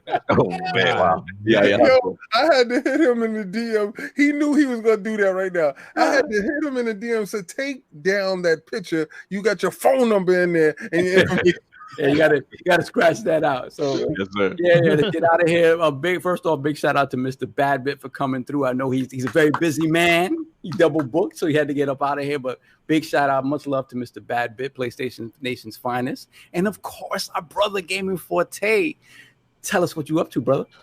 Nah, man, it's great being here in the realm with you guys, man. Cog was like, man, I got to get Forte and everything because it's gonna be crazy if I don't. Yes, but look, man, you guys kill it every week, man. It's amazing being here with you guys. I truly appreciate what you guys do. That's why I'm always going to be a supporter. But when it comes to myself, Gaming Forte everywhere, YouTube and Twitter, man. Check me out over there. Got a video going live on Tuesday morning because guess what? Tuesday morning is when Destiny goes live into Game Pass. Mm-hmm. So if you're thinking about jumping in, it's going to be a video live to tell you exactly what you need to do to get started before the new DLC comes out. So check that video out on Tuesday. Outside of that, man, shout out to everybody that subscribed to the channel, man. We hit 2,000 subs over the course of the last week. Brother. We making these moves, man, and it's all thanks to you guys. If it wasn't for you guys, the videos wouldn't be as good. Shout out to Addict for helping me out with the growth on the channel too. And my man Slow-Mo Backslap. My partner in crime, he's probably in the chat memeing me right now as I say this, but check us out every Tuesday, 9 p.m. DPS podcast, Damage Per Second. We talk about all of the crazy things that's going on. It's probably going to be a little hot and heated because we haven't talked about this whole Sony thing on there yet, and he has some very, very big takes on what's going on. And then finally, Basement Radio podcast every Wednesday. My man Enrique, friend of the realm. Yes, one of the best people that's out there. Mm-hmm. Make sure you support that man on his channel too, because if you want the most unbiased, other than this show, that's the show you want to be on because we just talk about games, and that's the one thing that I care about the most. But outside of that, man, it's been a great show. Shout out to you. Be safe out there, Cog. We'd love to see you when you get back, man. Thank you, brother. No doubt, Lord Addict. Where can the people find you? You can find me on Twitter at Lord Addict ILP. You can find me on YouTube at Gaming Addict. You can find me not lying like Sony. Oh my Lord! Oh wow! But it's definitely been a great show. We had at one point we had like 520. Definitely want to appreciate everyone for coming through. When Sovereign ends it, I'll play back his promo again for the people who missed it. And we'll see you next week. No doubt. You definitely want to see that. Yeah, you definitely want to see that. Lord King, where can the 5 people find you? First and foremost, I would like to definitely give a shout out to Mr. BadBit and Mr. Gaming Forte. Forte, there was a discrepancy with your jersey. Don't worry, I'm going to fix all of whatever. You understand what I'm talking about? Yeah. So it was because of one company folded, and don't worry, I got you because I'm going back to the store anyway to go get some stuff for me. So while I was there, I was shopping for me, and I'm going to be shopping for you as well, sir. So expect to receive a package in the mail from me in this holiday season that will definitely jigify your situation. All right. All right. Because you've definitely been a great supporter, and I understand. So trust me, I got you. This was a great day. Give a shout out to Cog because a lot of times he flies here and there, and more so during this pandemic. I'm a little bit more nervous with the flighting and the procedures and what's going on because I haven't taken a flight anywhere during this time. So for him to be this courageous to do whatever he's doing and to get home safely, this is all I wish for. Guys, check us out on New KOS box right here. I got a couple of boxes that's over there. Go check out that last word with LordCognito and Ibantis. They had a returning guest. He definitely funny, funny show to definitely check out. And listen, give it up to Attic for putting on his trucker suit, and give it up to Saul for holding down the fort, holding down around, and putting his video. He's got his video up, and it's a beautiful video, man. Y'all got to check that out. No doubt. The one thing I do want to bring up before we leave, shout out to all the writers at lordsofgaming.net. Yes. If you guys ever want to go over there and see quality work, I'll put the link in the chat. And I'm sure you see all these shirts, the banner back there behind King. You can always go to the website and get that from there too. And we'll see you next week. You're not gonna get that at the website. That's custom. Hold on. Don't go there looking for that. I'm about to say, hold up, that banner's on the website. Cognito had one too. I thought it was on that. Those are probably special order. Yeah, that's a special order. They still have it. Cog, where can the people find you? You know, man, out here chilling in beautiful Washington. But yo, good to see my brothers holding down, Cog. You know what I'm saying? Saw one of the duties on the mic. You know what I'm saying? Hold it down. That's what's up. I want to see more of that, sir. More of your face out there. So I don't know what you're talking about, but I like that promo. We got that little Latino community lit right now, so I'm happy. You know what I'm saying? Salute that. We have a super chat though. I got it. So we have Sin Vendetta with the $5 super chat. I'm a Scorpio myself, so I'm keeping my Scorpio edition to the end of time. And we have JD Gamer with the $5 super chat. Hate that I missed the show. I know it was on fire. I'll catch it on replay, no doubt, my brother. As for me, you know me. I'm Lord Sovereign. You know where you can find me, going to work. I'm about to have lunch with my wife and then heading out to do what I do. But big shout out to BadBit. Forte for coming in, joining us, obviously. My brothers, obviously, Cognito, for having faith in me to sort of man the ship while he's not here. This is week, baby. Vacation. This is terrifying. I will let you know that this is terrifying to have to sort of man a show and sort of direct conversation. Cognito is one of the best, and he really is. It's not an easy thing to do, and I hate doing it. What's funny is I was gonna do it, and Cognito's like, Soft could do it. It's like, okay. He was quick to be like, okay. Y'all both held it down, King held it down too. I was impressed with King. King was on good behavior. Thank you, Forte. You know what I'm saying? I thought it was gonna be knees and bombs on Baghdad. It was still fairly balanced, man. It was still very balanced. First of all, it's early time saps my energy. Second, Twitter. I really feel sorry for the fans that were standing on that square and backing these dudes. That really believe that stuff, and now you're getting a cold splash of water in your face. But also think about what I said with that delay, man. At the end of the day, look, I'm glad it's back to games. Let's just start talking about the games and back to the stuff and all the nonsense. Absolutely. Guys, everybody, good luck. We're getting your consoles on Tuesday. Good luck with the re-up of PlayStation consoles. Hopefully, if you didn't get a pre-order, you can get it now. Those Xboxes will come out this year, though. And with that, we'll say goodbye. Peace. See you next week. And watch this video. Hi, this is Lord Sovereign from the Iron Lord podcast. As you guys may recall, a few months back, King David OTW announced an amazing giveaway for the Xbox Series X. Well, I'm proud to announce that the Iron Lords podcast will once again be giving away another console at the end of this year. And that console will be a PlayStation 5. You heard correctly. So, how do you get in on this amazing giveaway? Let me explain.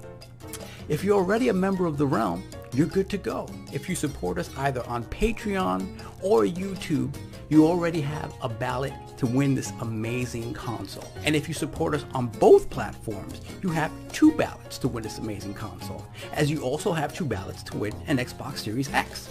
So, if you're not a member of the realm, what are you waiting for? Head on over to patreon.com, go to the Iron Lords Podcast Patreon page, become a member of the realm to get your chance to win a PlayStation 5. You can also join us on YouTube/Iron Lords Podcast. Become a member of the realm, and you will also have a ballot to win a PlayStation 5 console. And if you want to support us on both platforms, you'll have 2 ballots for each system to win either a PlayStation 5 console or, of course, as King David said, an Xbox Series X. This is an amazing opportunity that the Iron Lords podcast are so happy to bring to our community because you guys give so much back to us. So again, if you're not a member of the Realm yet, what are you waiting for? Go out, join the Realm on either Patreon or YouTube. And until next time, I'll see you at the round table.